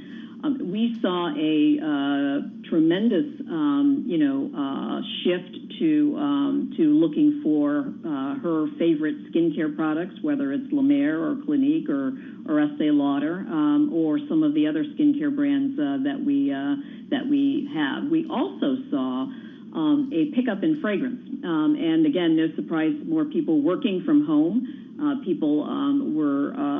We saw our bath and body category grow, as well as our home fragrance category grow. So, those are some of the trends that we have observed during the pandemic. Makeup has been the most impacted, no surprise, given the fact that, many people are working from home, and those that are going out, many are wearing masks as instructed. And so that does have an impact on particularly the largest categories of makeup, foundation, and lips. And those are categories that we expect, certainly as the vaccine rollout, continues to progress, and we start to see people migrating back to work and back to school and resuming some of their social activities. We expect to have a strong makeup recovery at that point in time. Tracy, I feel like you've described me. I spend so much more on skincare in the last year or so than certainly on traditional makeup, and it's just very interesting. You talked about, though, shifting to online, and I do wonder, we've seen just an increased digitization of our world, how this is how an increasing number of consumers want to shop. Well, we had a very strong focus on online for many years, actually. Right. We started our online sites more than 20 years ago. Mm-hmm. And we were focused. It was our fastest growing channel heading into the pandemic. What we've seen is an acceleration of the penetration of online. Certainly more consumers, a lot of new consumers that we had not seen purchase online previously started to purchase online, obviously, when brick and mortar became less attractive to shop in during this pandemic. And so we expect that we're going to continue to see those trends coming out of the pandemic. Clearly, we expect that consumers will return to brick and mortar, but those that have developed the habit of shopping online, we expect will continue. And we have added quite a bit of functionality to our online site. That have many of our retail partners. We've added virtual try-on in terms of makeup. We have a virtual diagnostic for our Clinique brand. We have live streaming events. We've added a lot more video content and how-tos, and we've actually seen, which is one of our encouraging signs for makeup, we've seen more consumers actually access those videos and with an interest in learning more about skincare treatments as well as makeup treatments as well.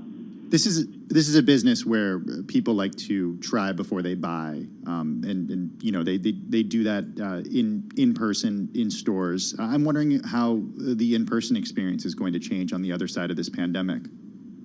We think that, we have tried to add as much consultation to our online sites as possible, but we also know that people miss that human interaction and that ability to actually buy now, get now. And so that's something that, certainly an in-store experience provides, in addition to, as you mentioned, being able to physically try on product. We have sanitary practices at, all of our counters and in our freestanding stores. So, as consumers return, we are making sure that they can try comfortably and safely. But we do expect that there's going to be a return to brick and mortar.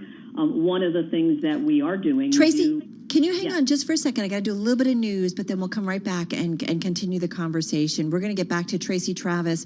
She's Executive VP of Finance, CFO at Estee Lauder, and we'll continue our conversation in just a moment. Let's get back to World and National News. Yeah, and Kate's at the Bloomberg 99.1 newsroom in Washington, D.C. Hey, Ann. Hi there. A high-ranking Republican senator says he won't seek a third term next year. Bloomberg's Nathan Hager reports from Washington. Roy Blunt of Missouri is the fifth GOP senator to opt out of next year's election at a time both parties are trying to gain control control of the 50-50 chamber. In a video statement, Blunt says he's proud of his work on health research, job creation, and national defense, but doesn't say why he's leaving. Blunt is a close ally of Minority Leader Mitch McConnell. He's begun recruiting senators he sees as most likely to win next year, while former President Donald Trump ramps up his own operation, supporting Republicans who've been loyal to him while supporting primary challenges to those who haven't. In Washington, I'm Nathan Hager, Bloomberg Radio.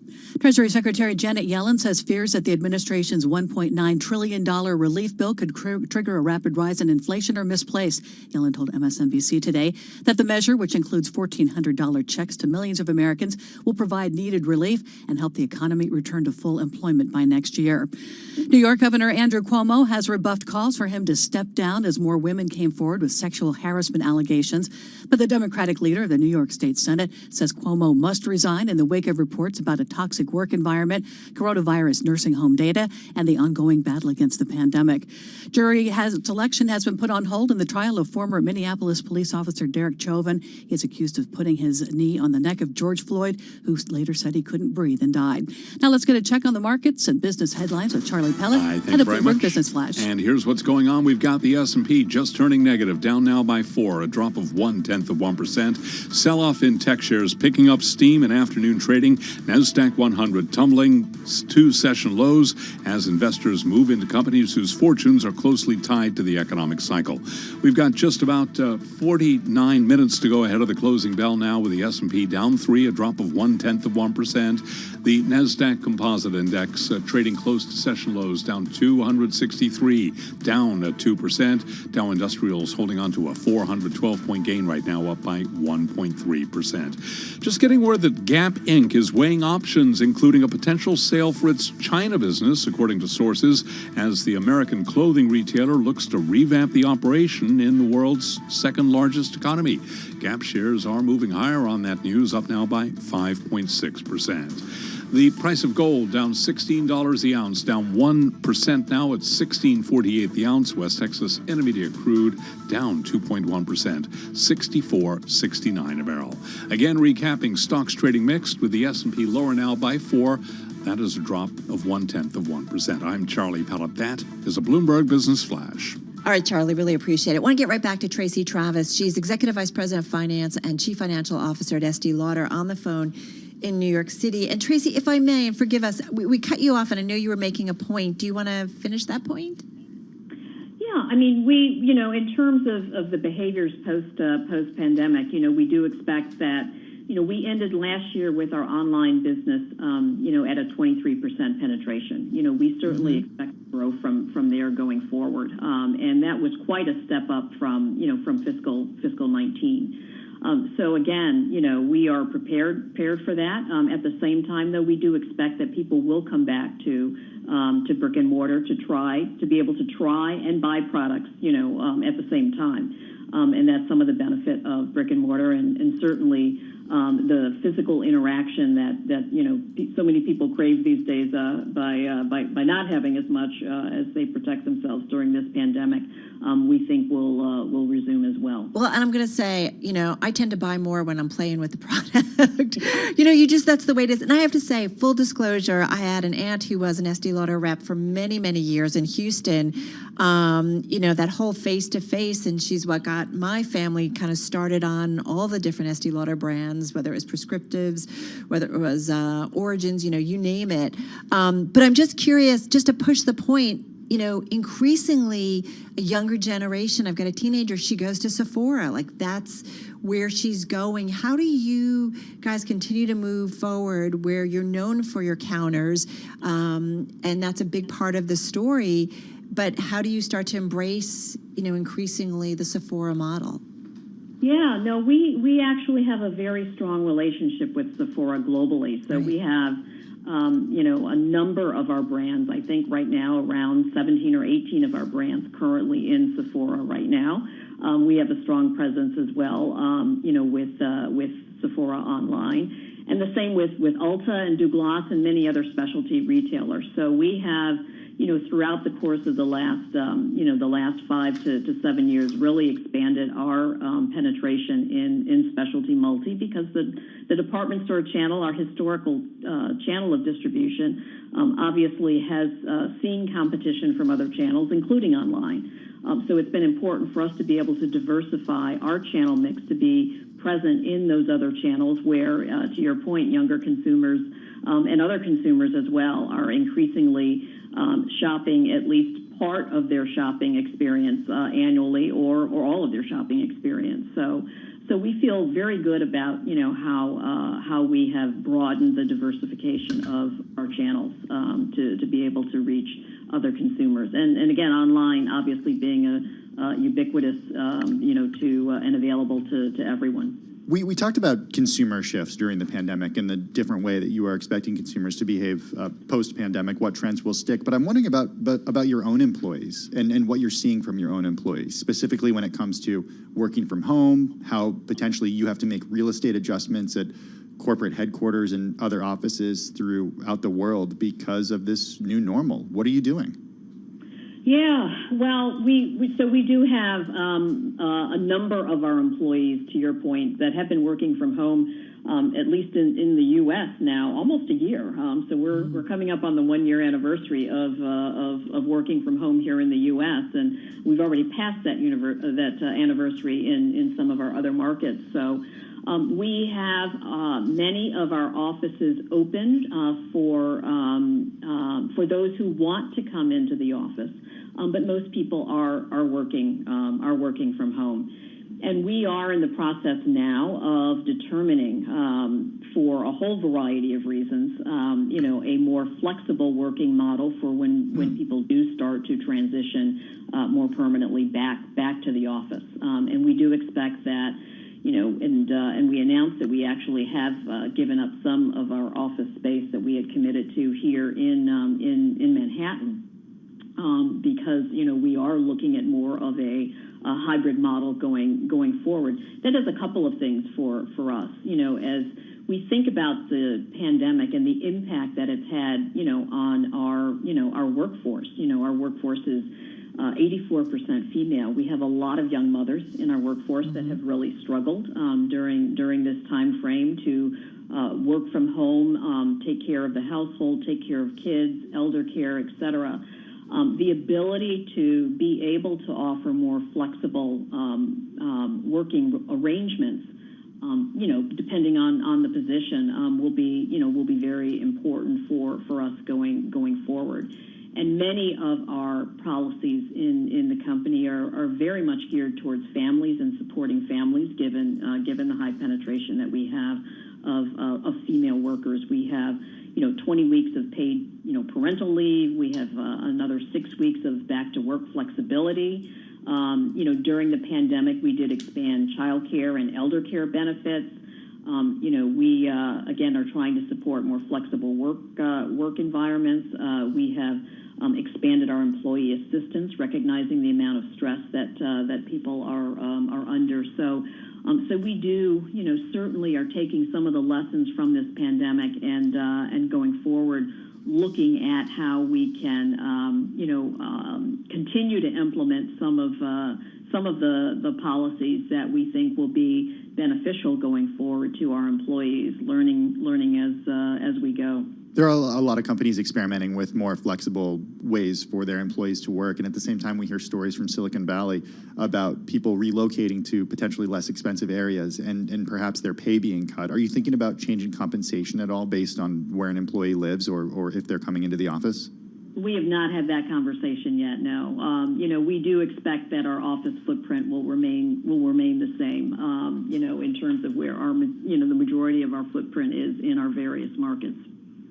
So talk to us a little bit more about the programs that you guys have at Estee Lauder. I love the stat you told us, Tracy, that 84% of your workforce is female. That's just not typical if you go around corporate America, but it kind of warms my heart to hear that. You guys have recently created an Equity and Engagement Center for Excellence, and it's equity and representations within every aspect of your business. It's very holistic. How are you doing this? Yeah, so and thank you for the question. We announced this about a week ago. We've always been a company that has been committed to inclusion and diversity. And as we think about the events of the last year or so, in addition to the pandemic, again, the impact that it's had on women, some of the racial inequities that certainly have come to fruition and light, and some of the commitments that we made last year to racial equity commitments.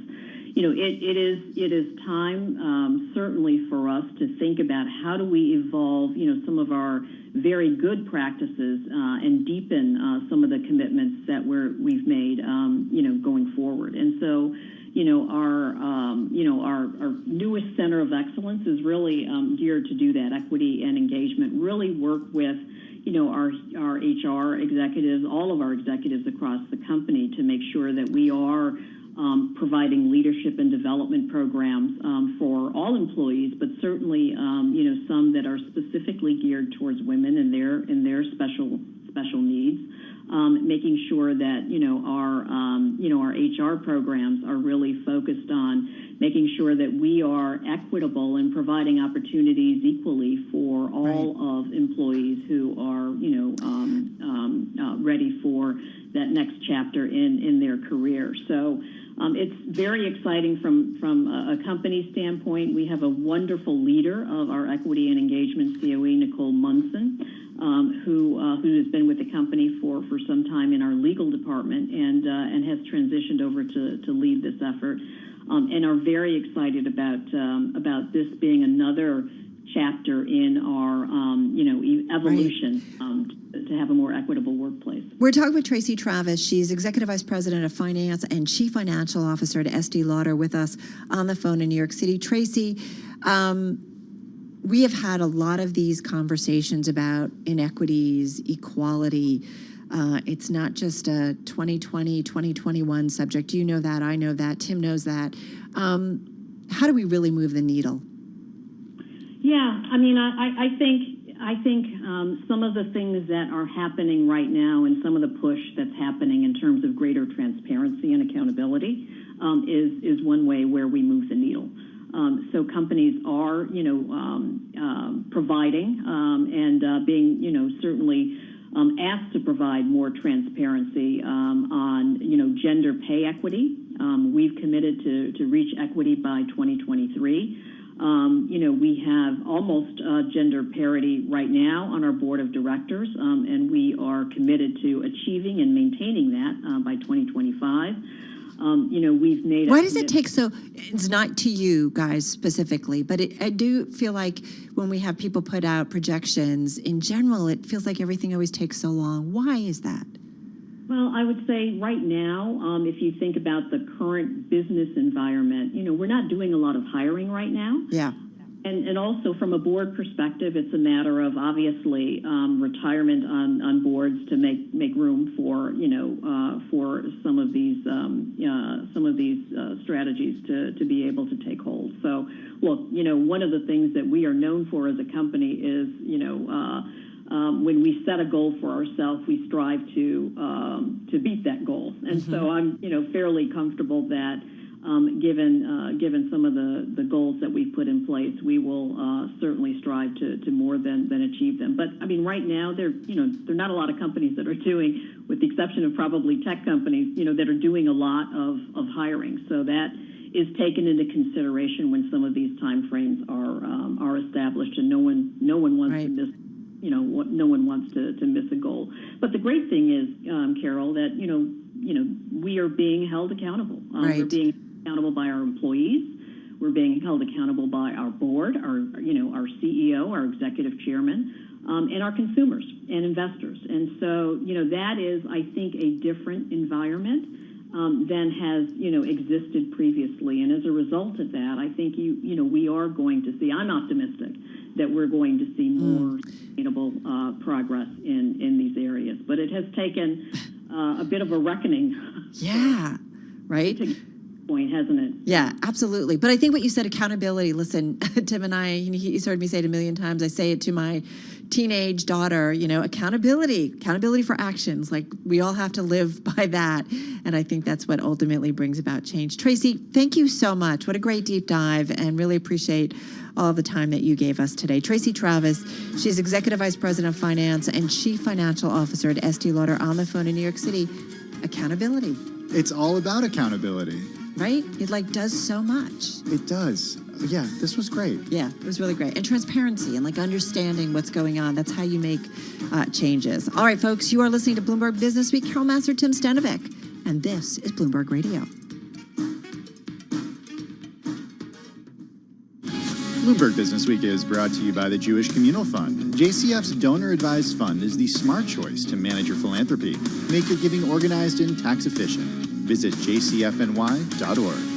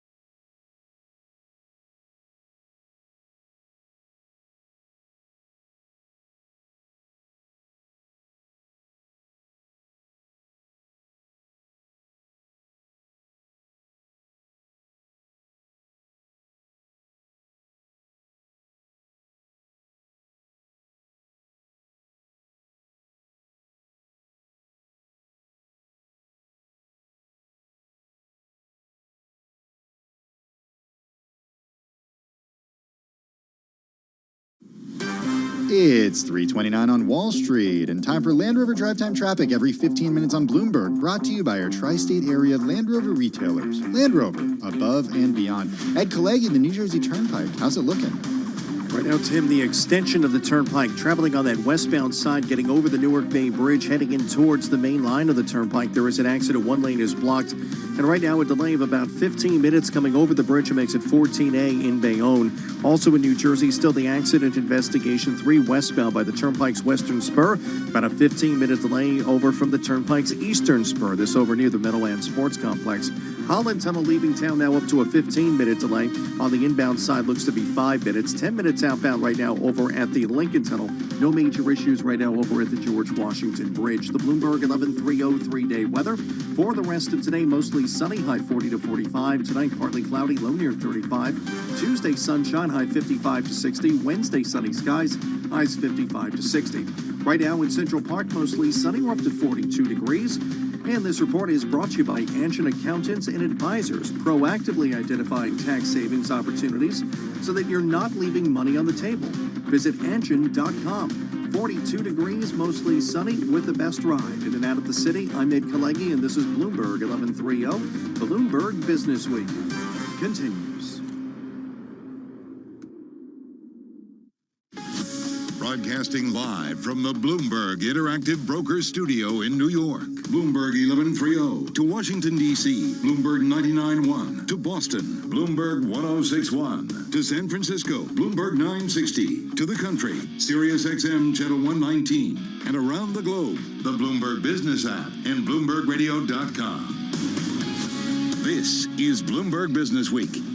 All right, it is Bloomberg Business Week. Coming up, the chart of the day. The chart of the day. The song of the day. Stocks editor Dave Wilson. All that and more. Do you think he's going to mention the interview with Meghan and Harry? I don't think he's going to mention it, but maybe there will be a connection to the song. All right, we'll see. Maybe. Fingers Beatles? crossed. I don't know. Fingers crossed. Oh. Maybe. All right, let's get another check on the trading day and your top business stories. Hey, Charlie Pellet. Well, hello there, and we've got 28 minutes to go ahead of the closing bell on this Back to Work Monday, March 8th. And right now, let's get right to the numbers. We'll give you the why in a moment here.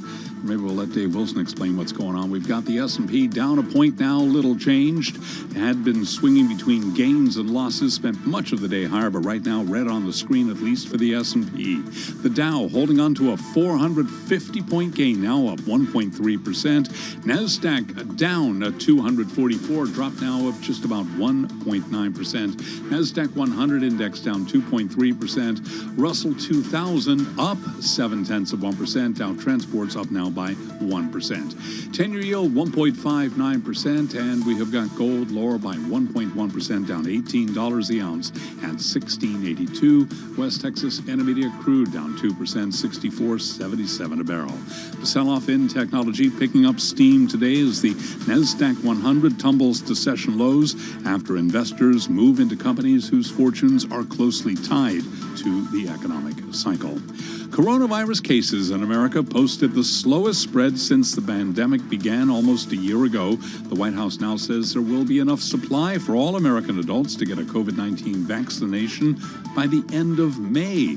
One major area of concern, though, remains the so-called hassle factor in actually signing up and getting the jab. Lauren Sauer is an assistant professor of emergency medicine at Johns Hopkins Bloomberg School of Public Health. She was interviewed this morning on Bloomberg Television and Radio. When people have guidance, they tend to follow that guidance. But when there's no guidance, it's like everyone is making those decisions individually. And that's what we don't want to see. We want to see a clear path to reopening, almost like a roadmap that people can follow.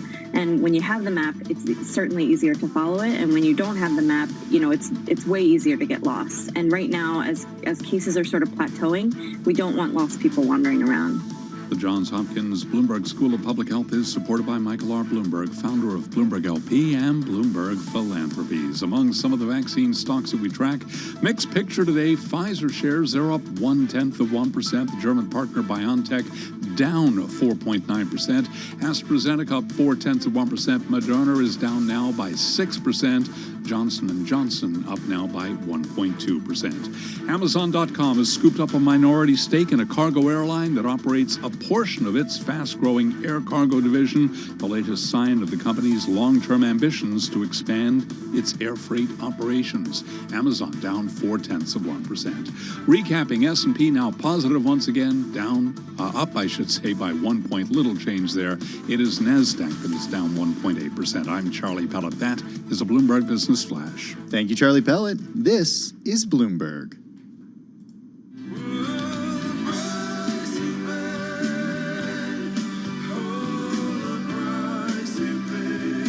Is this Bruce? It is. Okay, good. Were you really asking a question? Well, I'm just like, I'm very... I'm tough on you today. I have to say, like, I lack a little confidence with this part of, own the it. day. You know. This is the boss, Dave. All right, Dave Wilson, go ahead. No, it's Sorry, all Dave. about the price you pay. And I suppose you were wondering if there was going to be a Meghan and Harry tie-in. And let's face it, the price that was paid for the interviews certainly came up early on. Nothing to Meghan and Harry. We know that much. But, right. We also know that some broadcasters paid a pretty penny to get the rights. But correct. That's another story for another day. Let's talk about the price that investors, in essence, in the Dow Jones Industrial Average paid as a result of a change that was made a little bit more than 6 months ago. Now, it's a relative handful of exchange-traded funds and other assets that track the Dow, but I focused in on one of 3 changes that were made to the membership of the average at the end of August. Specifically, ExxonMobil was taken out and Salesforce.com was put in. And what inspired the chart is, people writing on Twitter on Friday, wouldn't it be something if, Exxon's gains were actually reflected in the Dow, but oops, they're not because it's out of the average. And I say that because, from the end of August through the end of last week, Exxon was up 53%. And in fact, if you go through the 30 stocks in the Dow, only Goldman Sachs and Caterpillar were up more. And you were talking, a couple of percentage points in both cases. So Exxon would have been the top performer in the Dow if it had still been there. In fact, it's performed better over that period than Chevron, the one energy stock that is left in the average. And then you look at Salesforce, and it's the worst performer in the Dow of all 30 stocks, down 23% from the time it went into the average. And it's actually cost the Dow. We can run the numbers on the Bloomberg terminal, find out it's weighed on the average by about 400 points. That works out to 1.3% or so. So, sometimes people... Timing, Dave. Timing. Yeah, like if we could all time the market, right? You'd be living next to Bruce there in New Jersey. I'd be living on my island in Anguilla. Tim... I'd be here, I just love it. Oh, you lie. Maybe he'd be living next door to Mike Bloomberg or something. You never know.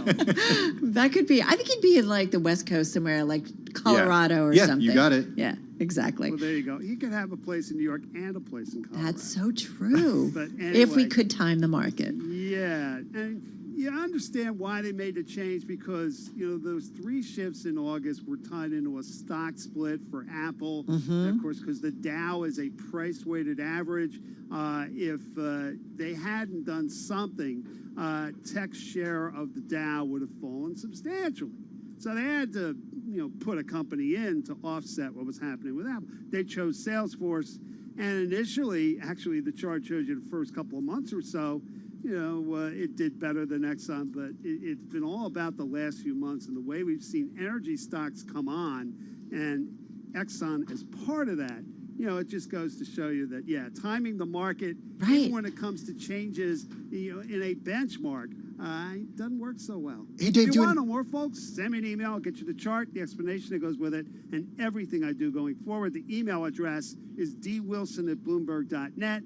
That's dwilson@bloomberg.net. Sorry, Dave, I cut you off. I was excited to get this question in. If we think back a few months ago when the S&P 500 got Tesla, the stock actually went up, which I think surprised a lot of people. We only have like 15 seconds left, but do investors typically care on a case-by-case basis when a stock goes in and out of an index?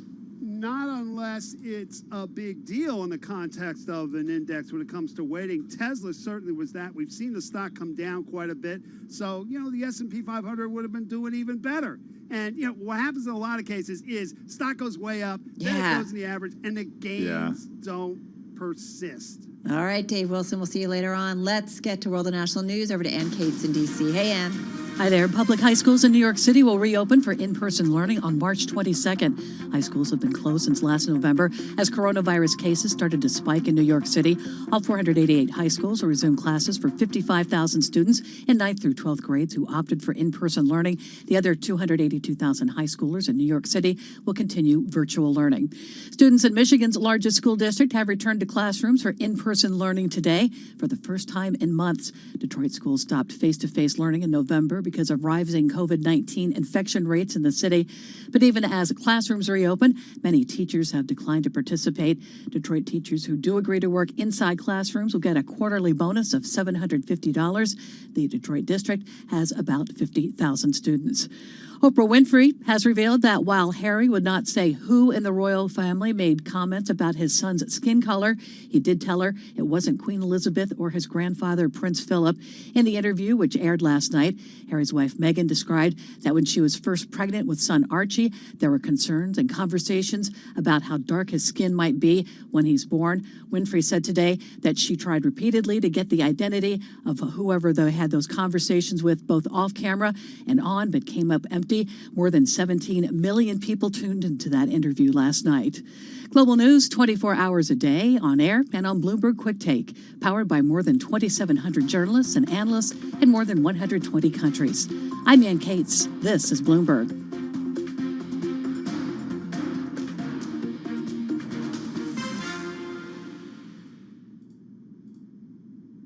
Ann Cates, thank you so much. You're listening to Bloomberg Business Week. Carol Master along with Tim Stanovic. I really do want to talk about the Meghan and Harry interview, but they're not letting me right now. So no spoiler alerts for those who haven't seen it yet. You know what's amazing about this? 70.1 million viewers. Wow. Yeah. And what's amazing about this, we talked to Emma Chandra on Quick Take earlier today. My colleague Jennifer Zabasaja was anchoring. Yeah. Reminder, it hadn't even aired as of this morning yet in the UK. Tonight, right? Tonight. Yeah, exactly. How do you do that in this day and age? Well, you know what's interesting to me about it, and forgive me, we were going to talk about Microsoft. We'll get there, Ari, I promise, Ari, our producer. What's interesting is it was destination viewing. Like, we don't have a lot of that, right? You record things, you watch when you want, you stream things when you want, you just, that's our world that we live in. But beyond sports, there isn't a lot of destination viewing. I feel like that interview last night was destination viewing. Learned last week $7 million is what CBS paid to Oprah Winfrey's Harpo. Right. It sounds like a lot of money at the time. My jaw dropped when I heard it. Talk about getting their money's worth. 2 hours. It was supposed to be, I think, 1 hour. They expanded it to 2 hours. It was a fair amount of commercial breaks. Like you could do the math and figure out how much money it made. All right, I'm going to be a good girl. Let's do Microsoft. So a sophisticated attack on Microsoft. This is actually a really important story. So a sophisticated attack on Microsoft's widely used business email software. It is morphing into a global cybersecurity crisis. Hackers racing to infect as many victims as possible before companies can secure their computer systems. This is the world we live in. It is. Look, I think we have to be prepared that this is what happens if you are in an online environment. Think about these numbers here, Carol. Mm-hmm. The attack, Microsoft said, had started with a Chinese government-backed hacking group, has so far claimed at least 60,000 known victims globally. That's according to a former senior U.S. official with knowledge of the investigation. Listen, and if you talk to a lot of international affairs experts, just security, general national security experts, you talk to a lot of CEOs, this is what they're worried about in particular. They're worried about these cyber attacks. The effects can be huge. I mean, it's scary. Like, this can happen to power systems, too. Yeah, exactly. It's really important. This is Bloomberg.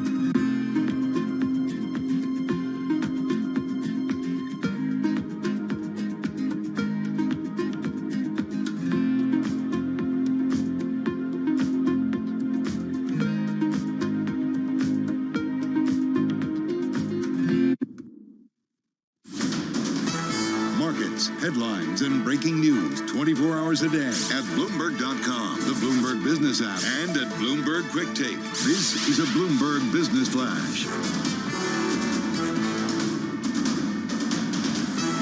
From Bloomberg World Headquarters, I'm Charlie Pellet. A very mixed market. In fact, a tale of two markets on this Monday. 13 minutes to go ahead of the closing bell. Let's get all the details right now. Lots going on as we head over to the first word breaking news desk for today's afternoon call. Here he is, Bill Maloney. And good afternoon, Charlie. That's right. Markets are trading mixed right here with tech under pressure. Dow is currently higher by 435 points. S&Ps are a little changed. NASDAQ is lower by 266 points. The U.S. 10 yield at 1.59%. Gold is down 18, and transports rise 152 points. Among the main 11 S&P sectors, leaders were materials and the financials. Only tech and telecom were in the red.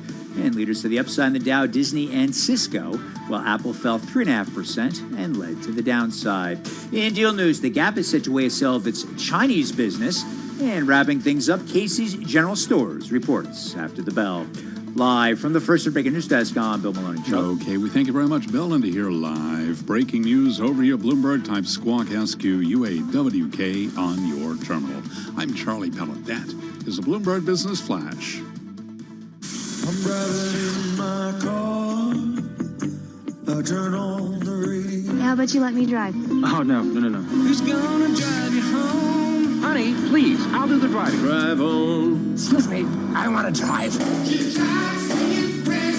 Just drive, baby. It's the question that drives us.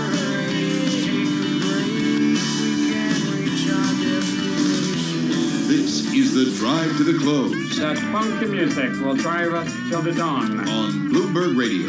All right, everybody, just about 11 minutes left in today's trading session. Time for the drive to the close. Back with us is Hillary Kramer, President and Chief Investment Officer at A&G Capital Research, author of Game Changer Investing. Back with us on the phone in New York City. How are you? Very good, Carol, on Women's International Day. Yes, exactly. Nice to have you here. Hey, Tim actually brought to my attention, so I'm just going to go right there. One of the, I think it's the most read story on the Bloomberg in the past hour, and it talks about how the NASDAQ 100 and the Dow Jones Industrial Average diverging the most since 1993. What does that say to you? Does it make sense to me? Part of it makes sense to me that I think a lot of those tech names, those big momentum plays, are seeing a little bit of a reflation trade. But how do you see it?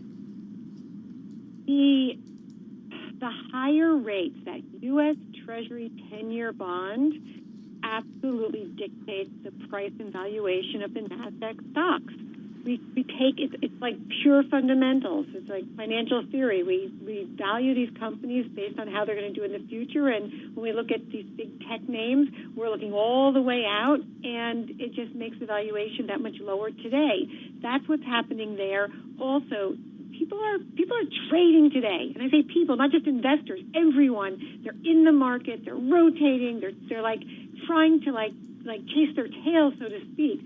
So suddenly, tech is out, and the realization has come that there's some really solid companies that people left for dead. For how long did I talk about Goldman Sachs or Valvoline or Old Republic Insurance? Now these are getting fully valued. So we need to be really careful. Don't think that you can't get hurt, on that other side. And what Charlie said before, it is a tale of two tapes. Very much so, because there's so much selling going on. And but I think the electric vehicle space has also been hurt really badly. Those hot new areas, that thing, kind of crashed and burned very quickly, but it will come back. It'll have lots of iterations. There'll be lots of microvisions and new Fiskars, FSRs to come, and Neos. But anyone who's trying to do well on those, it's not working, and that's why also we've seen this rotation. Now, also energy stocks. Of course, that's the other reason, right? The price of oil starts to rise and the value of the dollar has dropped. I don't recommend anyone runs out and gets their Exxon. I'm happy it's at a 52-week high today for all of you who have been holding it for, the last 50 years. But it's really a time to be really careful and find the right stocks.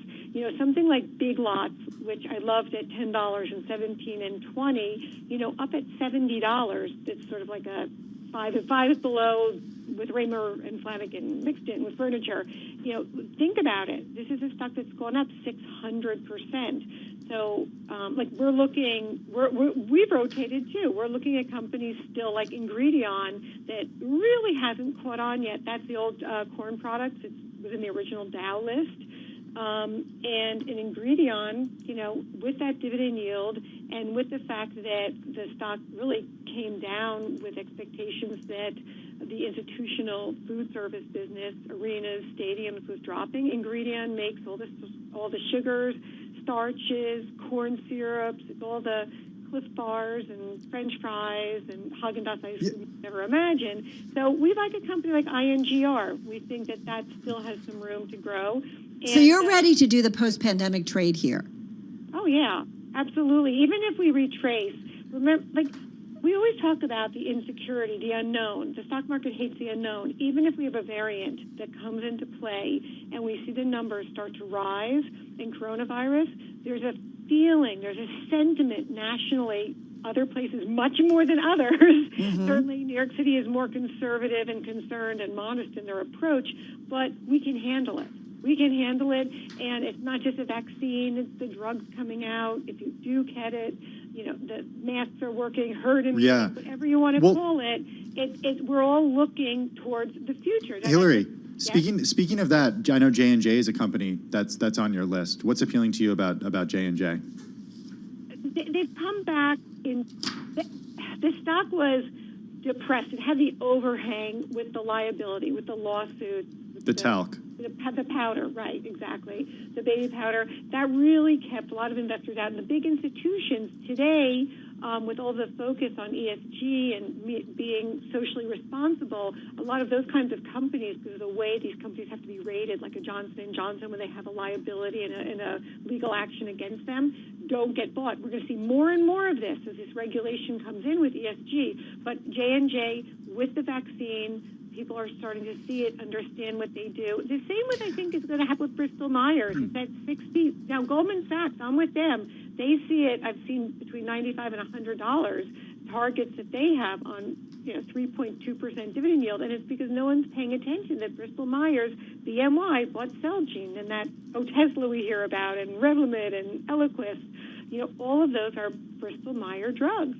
So, right. It's a reminder to look at kind of what's going on more broadly and look at companies that are making fundamental decisions or taking actions that will affect their revenue streams going forward and their earnings potential. And J&J, I think about those companies that have come up with a vaccine. I mean, this isn't a one-year thing. This is multiple years, right? We're expecting to have to take this vaccine probably every year, and just got about 40 seconds.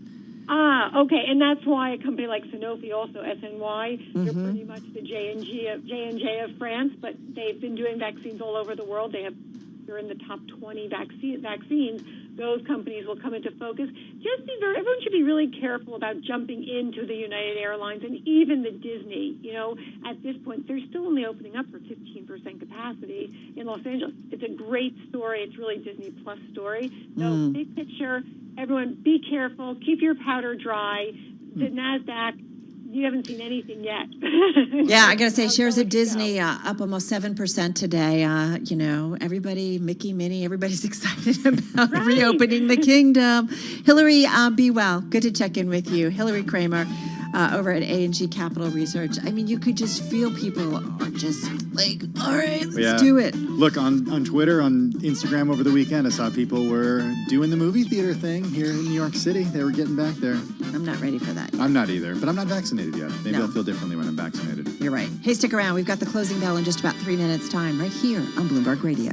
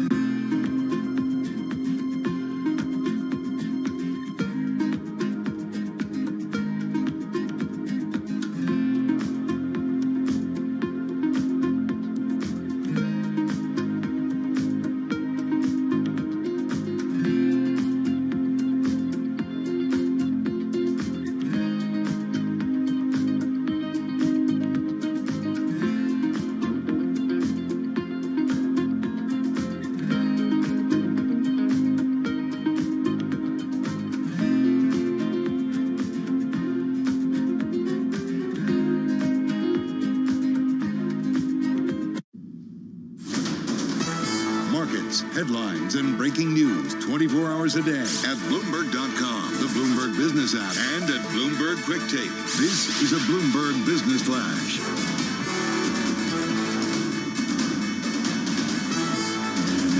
Sound of the closing bell at the New York Stock Exchange. From Bloomberg World Headquarters, I'm Charlie Pellet. Turned out to be a mixed day. Worst level of the session for the NASDAQ Composite Index. Right to the numbers here. NASDAQ down 311 points. A drop at the close of 2.4%. S&P down 20, a decline today of just about 0.5%. And the Dow Jones Industrial Average finished well off session highs, up 1% though today. The Dow up by 305 points. 10-year yield 1.59%. Gold down $19 the ounce at $16.80. That was a drop of 1.2%. West Texas Intermediate crude down 2.2%, down $1.48 a barrel, 64.61 on WTI. The sell-off in technology picked up steam in afternoon trading. NASDAQ 100 tumbled to session lows after investors fled into companies whose fortunes are closely tied to the economic cycle. Today, the NASDAQ 100 index down 2.9%. Russell 2000, an up day there, picking up 0.5%. Dow Transports up by 0.7%. So again, a mixed Monday here. The Dow higher, S&P, NASDAQ both lower. As for the overall mood of today's session, Hillary Kramer is President and Chief Investment Officer at A&G Capital. She was our guest moments ago, right here on Bloomberg Business Week. People are trading today, and I say people, not just investors, everyone. They're in the market, they're rotating, they're like trying to like chase their tail, so to speak. So suddenly, tech is out, and the realization has come that there's some really solid companies that people left for dead. GameStop shares surged 41% today. GameStop mania reignited after the video game retailer tapped Chewy founder and activist investor Ryan Cohen to helm its e-commerce business shift. Again, recapping, the S&P down 20, down 0.5%. I'm Charlie Pellet. That's a Bloomberg Business Flash. Whoa, yeah, what I say. Nobody move a muscle. Bloomberg Business Week. Movers and shakers. Damn, Stiffy, you got some moves. On Bloomberg Radio. All right, Monday trade done. Charlie talking about those major equity averages and how we finished down on both the S&P and the NASDAQ, but a little bit higher there when it comes to the Dow Jones Industrial Average. Tim, if I look at the S&P 500, 341 names in the S&P, higher today, 164 lower. You're looking at those major industry groups. Yeah, I'm looking at them. Utilities best performing of the major industry groups, up 1.38%. Materials up 1.3%. Financials up just the same. But there are a handful of laggards, 4 of them to be specific. Information technology rounding out the bottom there. Not too surprising given what we saw in the NASDAQ. Information technology down 2.5%. Communication services down 1.5%. And healthcare and consumer discretionary down as well. All right, good to know. Let's bring in Bloomberg News cross-asset reporter Sarah Ponzak joining us on the phone. So, Sarah, what stood out for you today? Because it was an interesting day where we saw some moves up, some moves down, but tech definitely a drag overall. Right, certainly. It's more of the same, more of what we've become accustomed to over the past couple of weeks, where we're seeing this rotation within the market. And what that means seemingly day to day to day is that the likes of technology companies, growth companies, momentum companies that have performed really well over the past year, they're all of a sudden your underperformers, whereas typically your cyclical parts of the market are your outperformers. Today, for example, you can mention financials, still up 1.3%, materials up 1.3%. Something that really stood out to me today, though, was how it was viewed, how clearly you could see the gap just by looking at your major averages. So you look at where the Dow closed at 1%, meanwhile your NASDAQ 100 closed down close to 3%. If you actually look at that percentage point gap between the two, it's about 3.9% in favor of the Dow. And that's the second widest gap in favor of the Dow. I was just running these numbers since 2002. So it just goes to show that the first one was on early November when we saw it was after the election, we got the positive vaccine news, but we are seeing this rotation really in full swing once again today. Yeah, tech shares tumbled in news, sending the NASDAQ 100 index down 11% from its all-time high.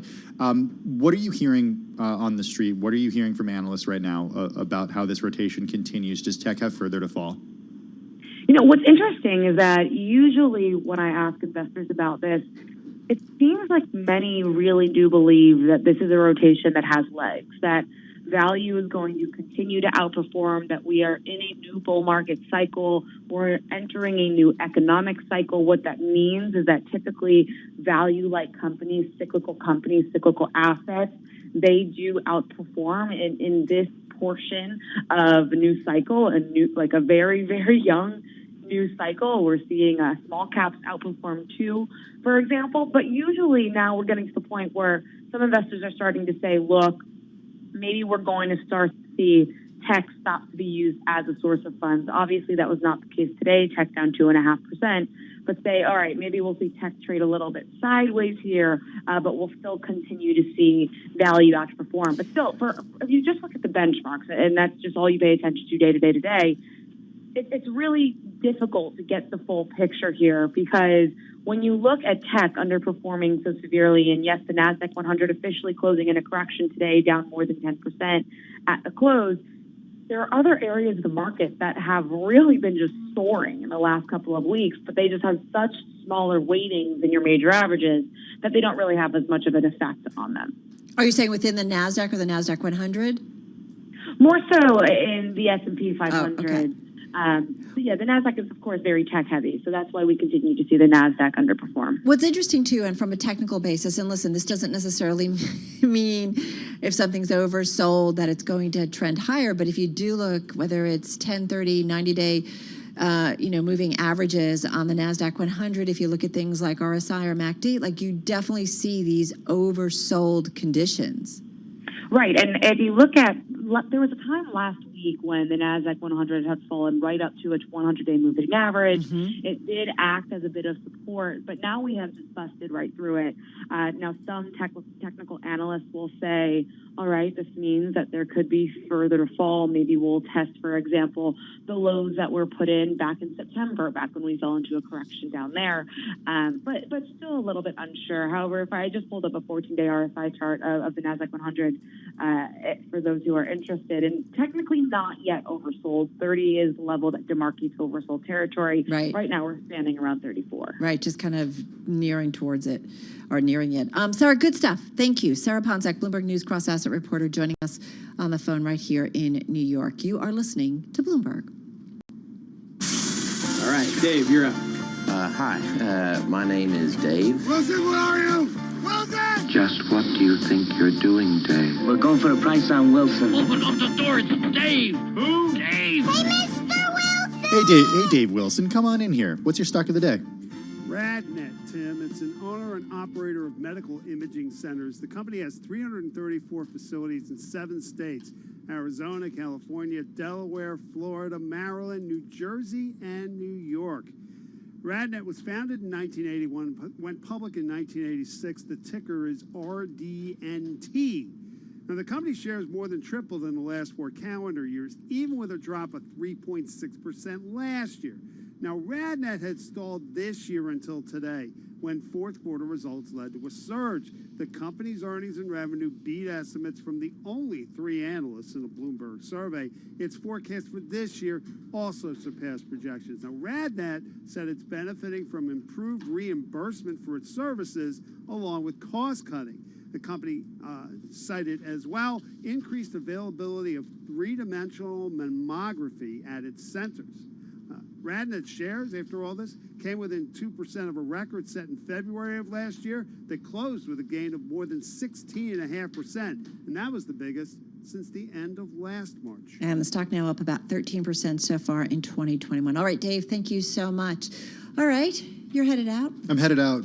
My task between now and tomorrow is to find out how I can actually see this interview. Well, this is like something you and I were talking about, right? Destination viewing, like, is it on streaming platforms or? I don't know. Our colleague Lucas Shaw was tweeting about this earlier. Yeah. I haven't done any research. I'm sure I can find it if I subscribe to one of the streaming platforms. Yeah. CBS? Is it Paramount? Who knows? I don't know. But all right, report back. I'm curious what you have to say, because already 17.1 million have watched him. All right, have a good night. Let's get back to world and national news. Over to Ann Cates in D.C. Hi, Ann. Hi there. The Centers for Disease Control has updated coronavirus vaccine guidelines today. Now says people who have been fully vaccinated can visit indoors without wearing masks. But Americans who have had the shot must still wear masks in public and avoid large gatherings when around those who have not been immunized or are at high risk of contracting COVID-19. New York City public high schools will reopen for in-person learning on March 22nd after being closed since COVID-19 cases began rising in November. The system's 488 high schools will open for the 55,000 students in grades 9 through 12 who have opted for in-person learning. New York City's school year ends in late June. A series of closed-door hearings on how to secure the Capitol building is going on today on Capitol Hill. Bloomberg's Amy Morris is in Washington, D.C. House lawmakers are being briefed about security improvements to prevent another breach on Capitol Hill. Recommendations include hiring more Capitol police officers, streamlining the force's command structure, improving its intelligence capability, and upgrading fences and security surveillance. The report acknowledges the, quote, inherent tension between public access and physical security. The draft does not say how much this will cost, but lawmakers are already hammering out legislation to pay for it. In Washington, I'm Amy Morris, Bloomberg Radio. The judge overseeing the trial of a former Minneapolis police officer accused in the death of George Floyd has paused jury selection while an appeal proceeds over the possible reinstatement of a third-degree murder charge. The judge said today that he does not have jurisdiction to rule on whether the third-degree murder charge should be reinstated against Derek Chauvin. Global news 24 hours a day and on Bloomberg Quick Take, powered by more than 2,700 journalists and analysts in more than 120 countries. I'm Ann Cates. This is Bloomberg. All right, Ann, thank you so much. Well, I've been looking forward to our next guest, an entrepreneur who's founded and led 3 tech startups, led a high-growth business at IBM, where she ran the high-growth information lifecycle governance business. One of her companies, PSS Systems, that was acquired by IBM just about a decade ago. Let's get to Deidre Paknad. She is CEO and co-founder of the enterprise SaaS company Workboard. They work with Comcast, Cisco, Microsoft, GE, so many well-known companies. She joins us on the phone in Silicon Valley. Deidre, nice to have you here with us. I'm going to jump right in because Bloomberg has done a lot of reporting on women and the VC world, and I just kind of want to start there, that just 2.5% of all venture capital-backed startups have an all-female founding team. Why is it so difficult still in the startup world for women to find funding? What was your experience? This is my third company where I sought funding and got funding in the VC world, and it I'll say, with some embarrassment, that it hasn't improved much in the few decades that I've been working on it. I think part of it is we don't look like what the prototypical founder should look like, right? The archetype that people have in their heads. Now, that's changing, I think, now in very meaningful ways, and there's a lot of organizations driving change, including, for example, Allraise. And what you see today, which you just wouldn't have seen 5 years ago, much less 10 years ago, is women partners at really every quality firm has real women partners making real investment decisions and driving those investment decisions in the VC firm. So I think it takes a bit of time. I think we actually finally turned a corner on getting women partners in the venture firms that actually fuel those startups. Well, that gives me hope. What about corporate boards, though? And I know this is something that you've certainly been keeping an eye on. Corporate boards still mostly white. White are 8 in 10 directors at S&P 500 companies, at least in 2019. 72% are still male. What's going on with corporate boards? Why is it so slow? Especially when we know the research when it comes to diversity. McKinsey's done it. So many others have done it, that when you've got a diverse board, when you've got a diverse senior leadership, you do better financially. Yep. I think there's a couple of things that are shifting there and that will accelerate, in some senses, sort of accelerate post-2020. But a couple of those. One is, I just added 2 women independent directors to my board, Margot Georgiadis, who was a former CEO of Ancestry, and Kathy Benko, who is a former vice chair of Deloitte, both really senior, talented women. And as I was doing the search to add them to the board, I used a search firm that was focused on women executives. And so what they'd done, which is something I think hadn't been done in the past, is actually build the database of candidates, build the pool, so that when you want to find talent, you're looking at a pool that is enriched by women leaders and women executives versus the same old database of the same old pool that looks the same old way it's always looked. And that's what people, and that's what's going on still at a lot of companies, right? Everybody's going back to the existing pools, the old ones. Exactly. But I do think that executive search firms are now quite mindful of opening the aperture. The other thing, and probably more interesting, is in my work with senior leaders, most of them are looking beyond their own sector for expertise, for insights, for how other people are changing the game. And most of them are acutely aware of the extreme disruptive opportunities and, frankly, risks that face their business. And I think that what we'll see is this enormous generation of direct-to-consumer leaders, many of whom are women, who've created fantastic companies, grown them, have real go-to-market and leadership skills, and are very disruptive thinkers. If I were the CEO of a mainstream company looking for diversity of thought, provocative ideas, and a way to enrich the conversations I was having at the board, I would look to those disruptive leaders coming out of DTC, right? What is it of Bumble, for example? Forgive me. What is it about D2C that you think really puts them out there ahead of others? Their business models, the way they think about reaching their customers, the way they think about serving those customers. A lot of it is just blank slate, right? Not bogged down by the way we've always done it, and started instead with what would be awesome, like what could we imagine, and then that's a pool of many women in those organizations as co-founders, as CEOs, as COOs, as CFOs, right? Women in different roles there. So I think it creates a pipeline of diverse talent that has the kind of disruptive thinking and phenomenal success that you'd want around you in the boardroom. Because I do wonder too, and you probably have a lot of experience at this, or a great person to talk to about this, is that, you know, money always talks. And I do wonder if there's at some point somebody's going to be like, wow, look at this company, the diversity that they've got, and look at how well they're doing. And so what's the common denominator? What is it that's getting them to that point? And I know there's a lot of factors at play that make a successful venture or institution or company, but we know the research. And I do wonder at some point, is it just people are like, this is the smart thing to do financially, especially if you're publicly held or anything? Yeah, I think until CEOs perceive it as the smart thing to do financially, until they perceive it as, when I bring those different voices on that different experience to my table, I'm a smarter leader. When they think that, right, then they'll make different choices. I think that's actually more than money. Which makes me feel better. Like, I'd hope that that's what they were doing, to be quite honest with you, right? Because it's the right thing to do to represent more voices. Well, what do you do specifically at Workboard when it comes to your own leadership? Like, how are you getting them, your management, to think about diversity and make sure that it's not just checking the boxes, but it's really a productive form of leadership? You know, our first 4 people in the company were incredibly diverse. So 3 women, 1 man, and of the 3 women, 1 was from Central America, 1's a native Hawaiian Islander, I'm the other.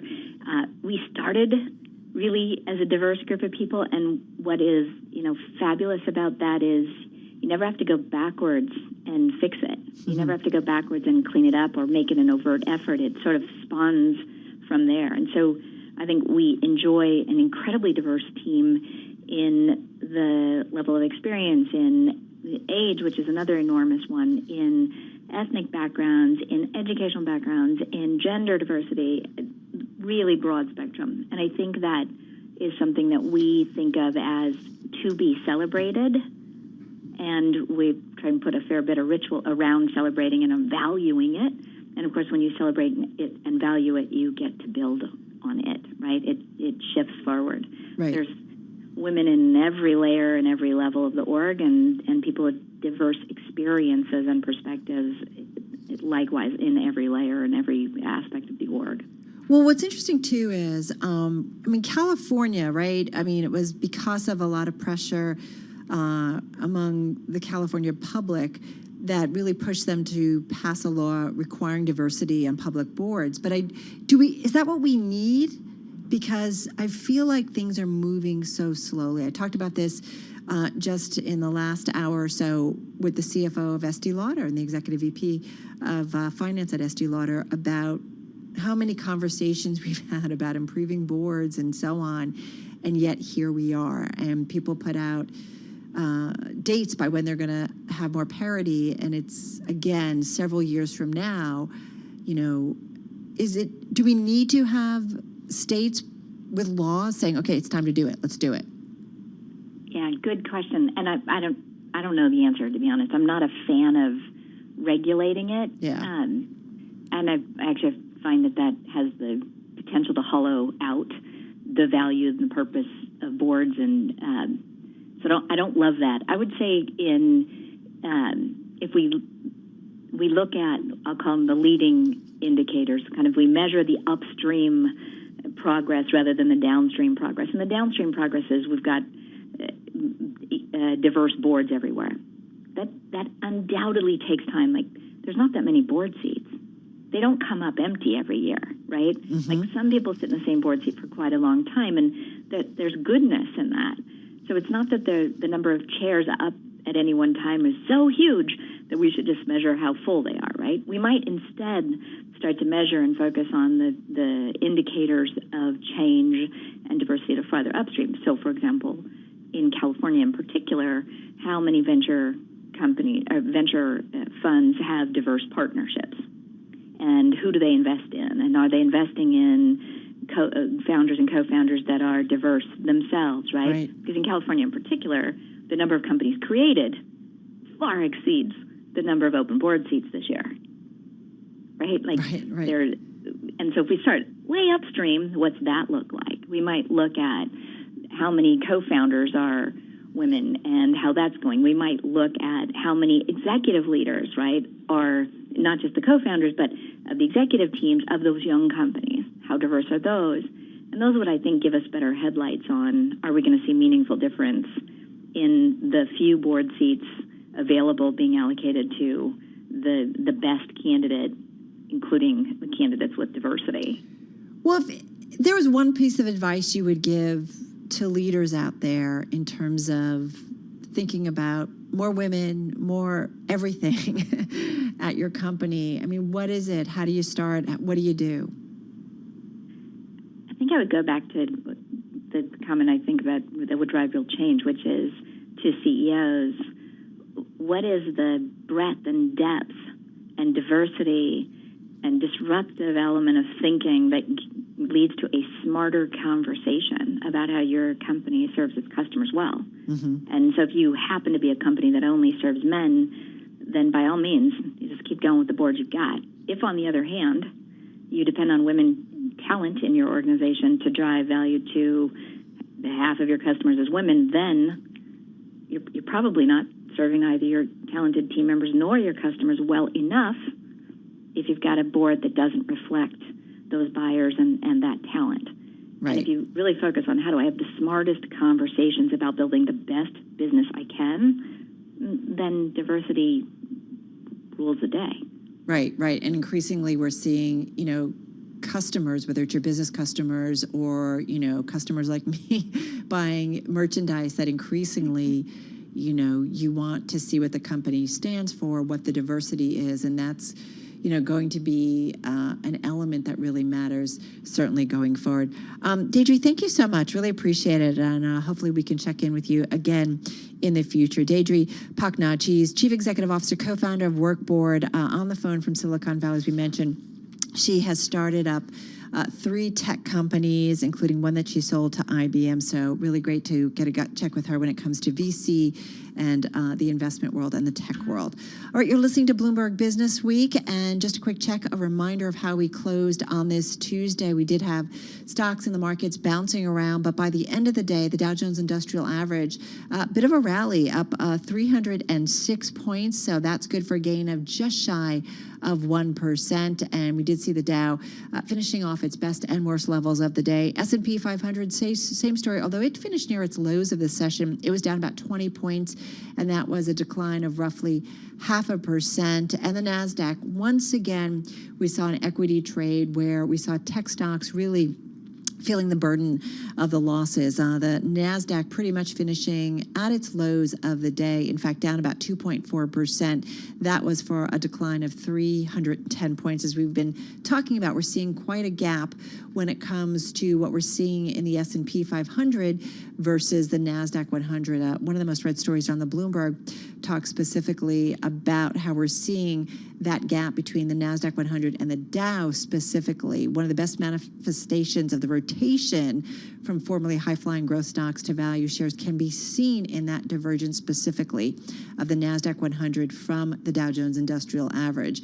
So it's interesting to watch some of these relationships, and we've certainly talked about it today with our guests, that the tech sector, which we know has been on quite a run, a lot of momentum, certainly coming off the bottom following the sell-off because of the pandemic, quite a bounce back. But now we're starting to see, certainly with higher rates, we're seeing investors looking at some of the more beaten down, the value sectors of the market, the sectors that specifically will benefit as a result of an economic recovery. So you continue to see that churn in the trade. But we did see, and let me just go back to my Bloomberg because we did run a headline just a little while ago, just at the close, how the NASDAQ 100 was about 11%, closing 11% below its February 12th record. So a significant move that we've seen off of the rally, specifically in those NASDAQ names and most specifically some of those tech names.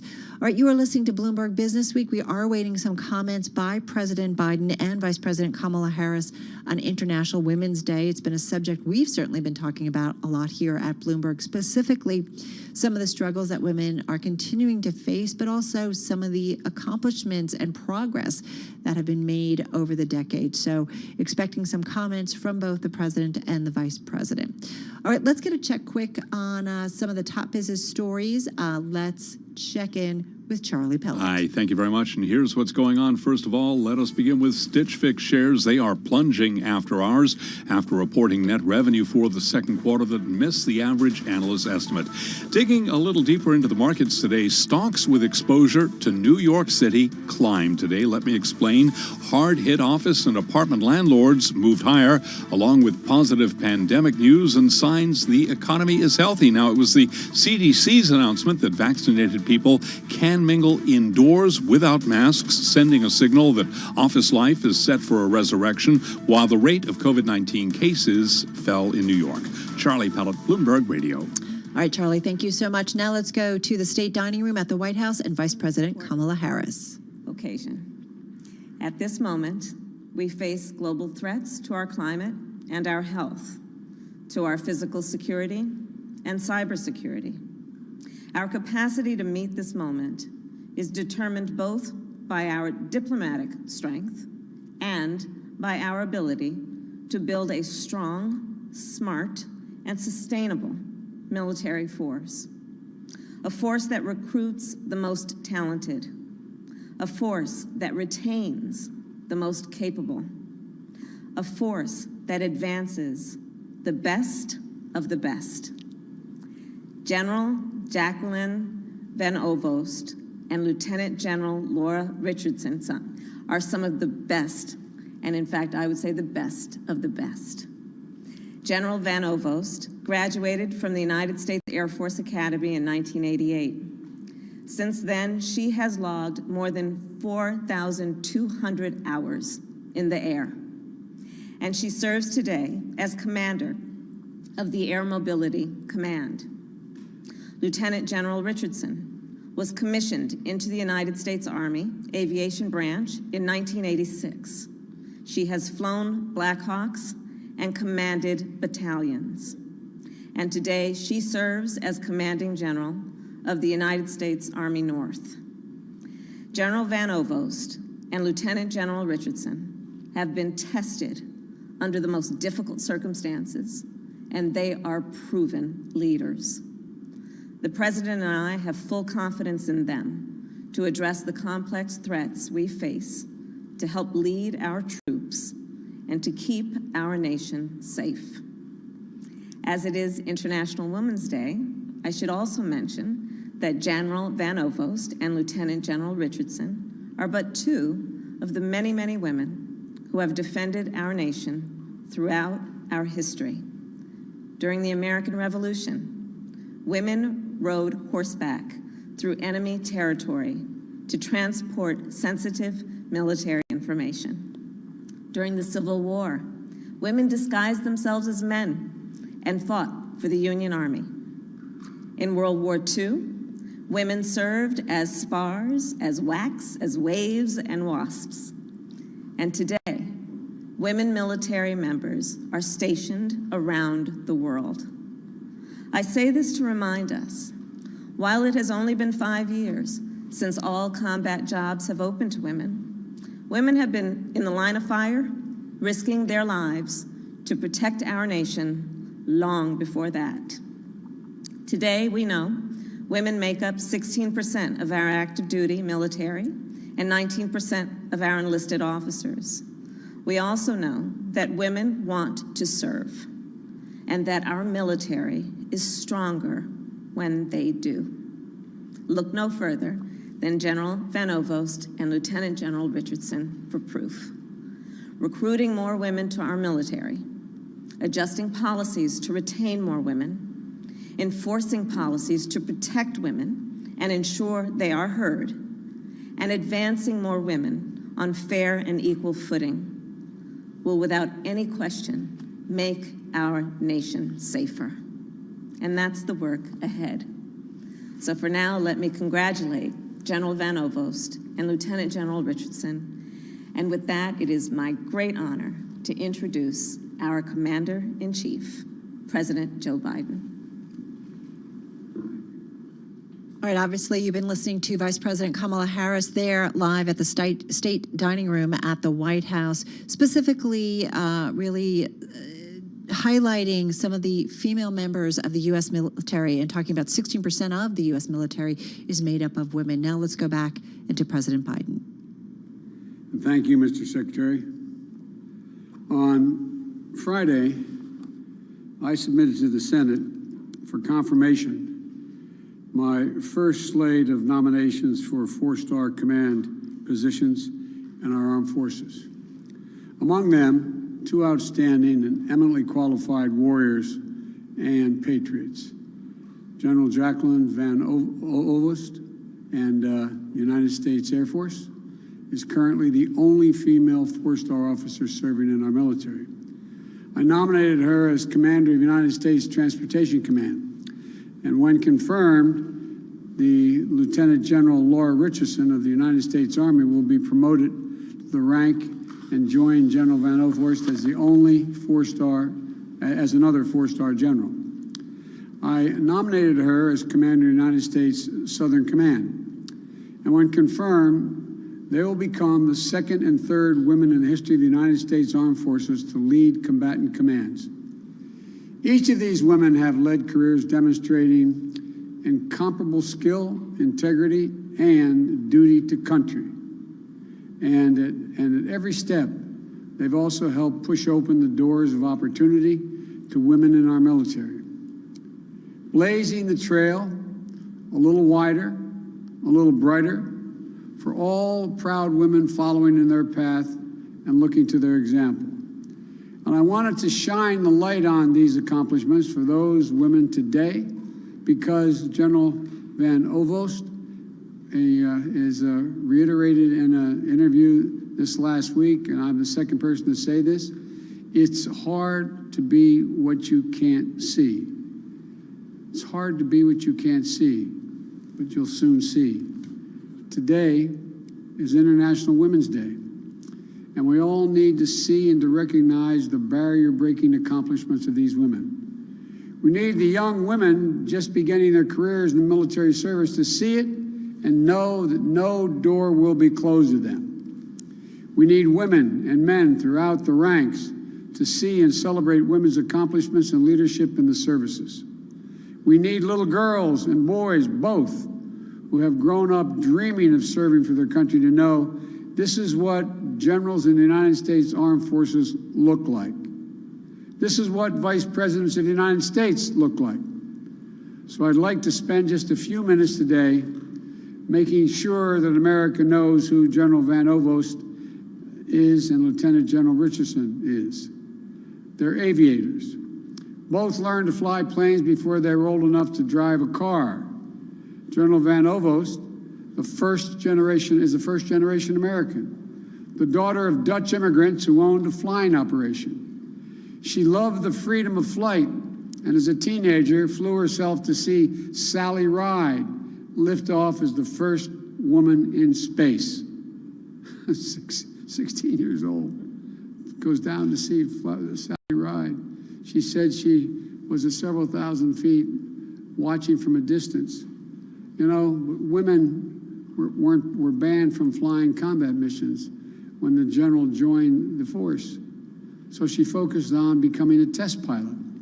And instead of learning to fly just one plane, she learned to fly everything, including Air Force Two when I was vice president. General Van Ovost currently oversees Air Mobility Command, approximately 107,000 airmen, and 1,100 planes that enable America's air power and humanitarian assistance to go everywhere in the world it need be. From flying water to Texas after the recent storms to ensuring our wounded warriors are evacuated for medical care from anywhere in the world, she gets it done. Lieutenant General Richardson's parents were proud patriots and must have rubbed off because Lieutenant General Richardson and her brother and sister all joined the Army. Her father encouraged her to join ROTC in college, even though that meant commuting to a different school. When Lieutenant General Richardson joined the Army Aviation Branch, women were banned from flying attack helicopters. She flew in support of combat missions and conducting lift operations of her UE-1, the so-called UE, and the Blackhawks. Now, as a commanding general of the United States Army North, Lieutenant General Richardson oversees military ground responses here in North America. All over the last year, that's meant getting military medical personnel deployed to help in our response to this pandemic. More than 4,500 military medical personnel deployed in hospitals across 14 states in the Navajo Nation to treat COVID-19 patients.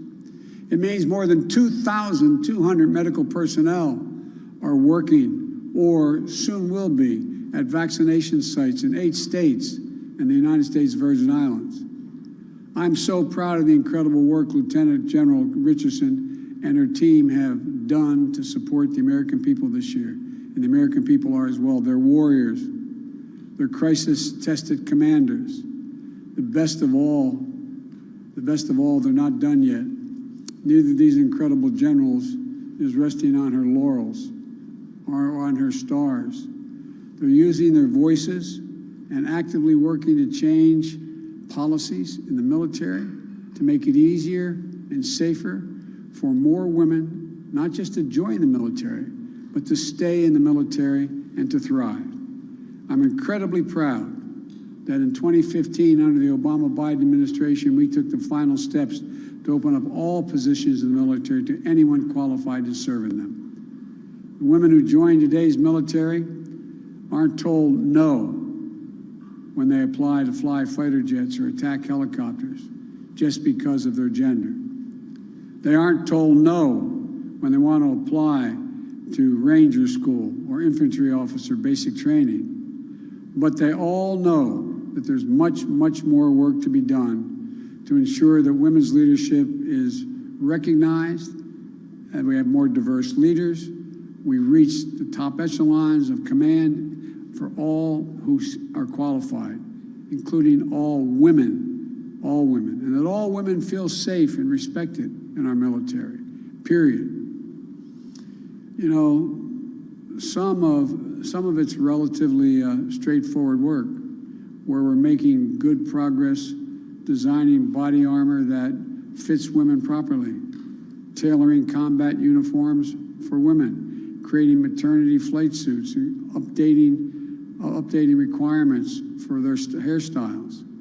And some of it is going to take an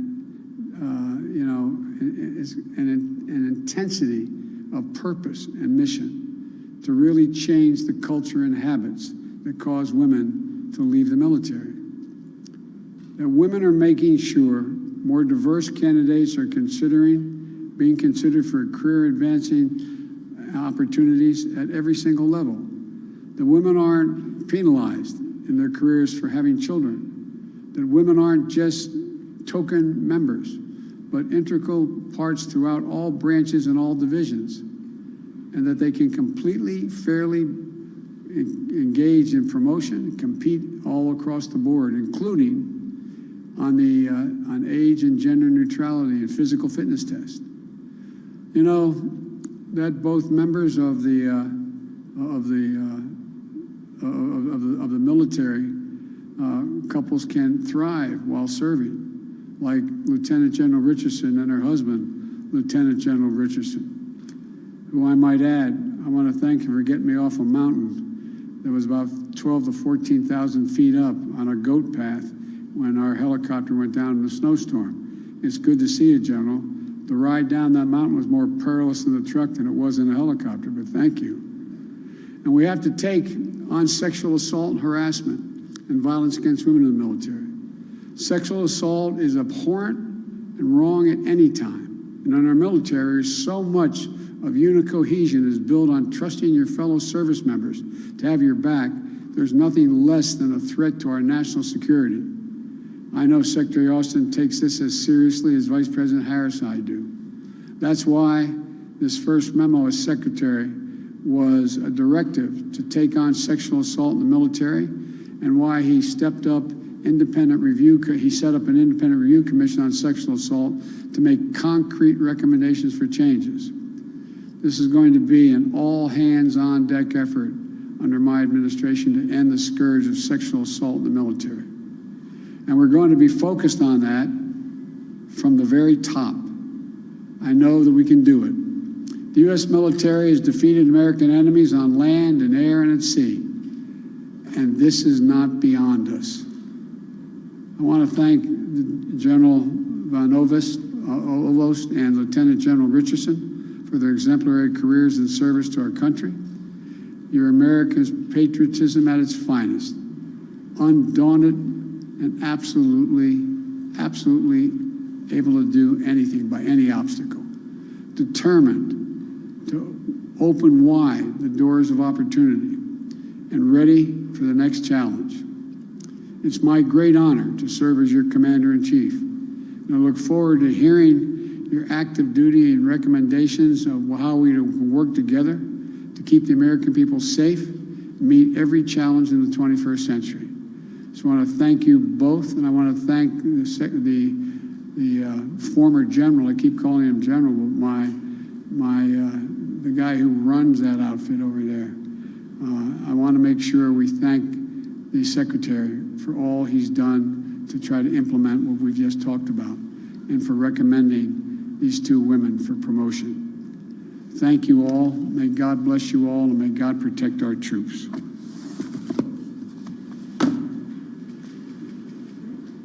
All right, you've been listening to President Biden, preceded by Vice President Kamala Harris. Really the main takeaway there, focus on the U.S. military, women in military specifically on this International Women's Day, from achievements to also creating greater scrutiny when it comes to difficult issues like sexual harassment, specifically within the U.S. military. So again, the president making some comments on that.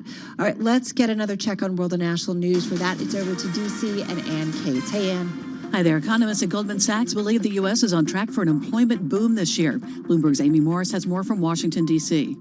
The Goldman Sachs outlook is more optimistic than other forecasts. They say reopening, fiscal stimulus, and pent-up savings should fuel growth. They predict the 6.2% unemployment rate will fall to 4.1% by the end of this year. They also expect participation in the jobs market to pick up as more people are vaccinated and life starts to get back to normal. One thing to consider, during the crisis, more employers invested in automation, creating a bigger gap in worker skills. In Washington, I'm Amy Morris, Bloomberg Radio. The CDC has issued updated coronavirus safety guidelines. Fully vaccinated people can meet freely in private settings with other fully vaccinated people, but several restrictions remain, including advising against travel and recommending mask wearing in public. Those vaccinated can also meet with people who are not vaccinated from a single household who are at low risk without wearing masks or distancing, such as vaccinated grandparents meeting their unvaccinated adult child.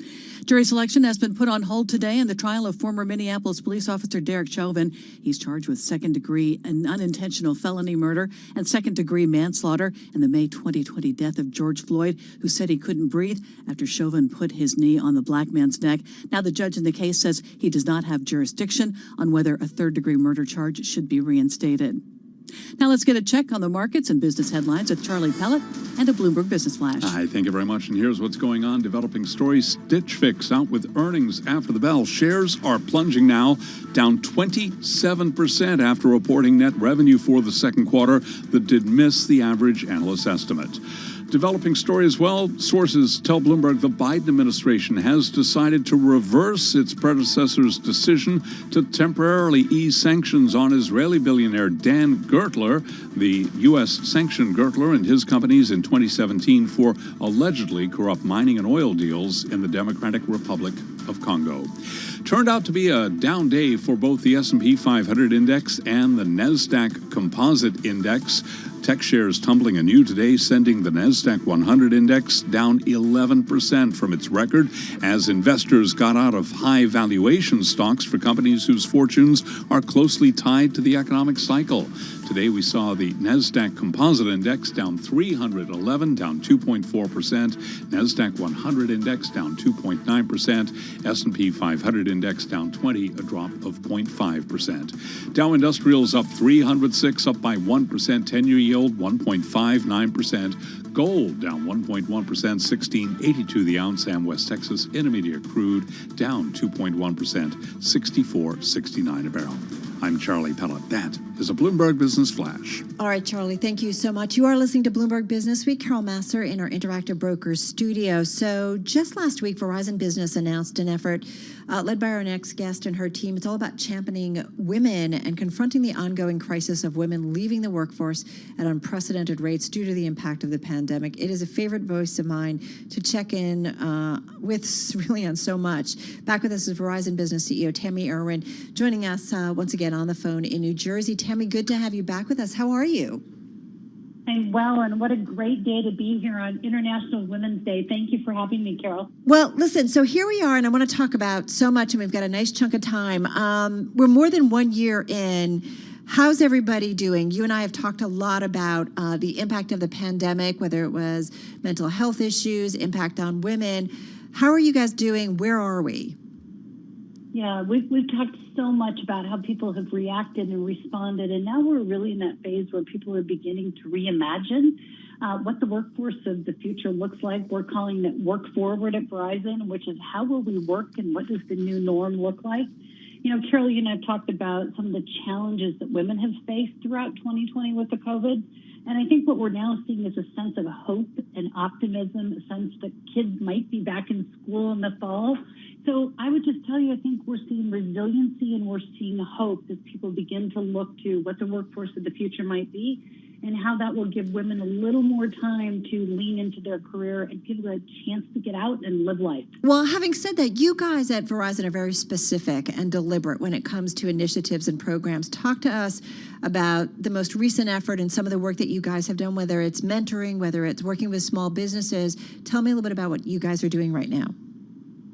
Yeah, thank you for the opportunity. We are really proud of the work that we've done to really put a spotlight on so many things. Carol, you and I have talked about the fact that when COVID hit, we said our number one priority was taking care of our employees. followed by our second stakeholder, which is making sure customers have all the connectivity and the services that they get and rely on from Verizon. And then third, caring for shareholders, and fourth, caring for society. And as we've looked at how we really lean in and care for all four of those stakeholders, we've really put a lot of time into how do we make sure that women have a chance to be successful. We know in January alone, 275,000 women dropped out of the labor force. We know that women are coming into the workforce more educated than ever before, but falling out. So what we've done is a number of things, building off of things we did in 2020. We successfully launched a program last year called Women in Business, and it was a series of seminars.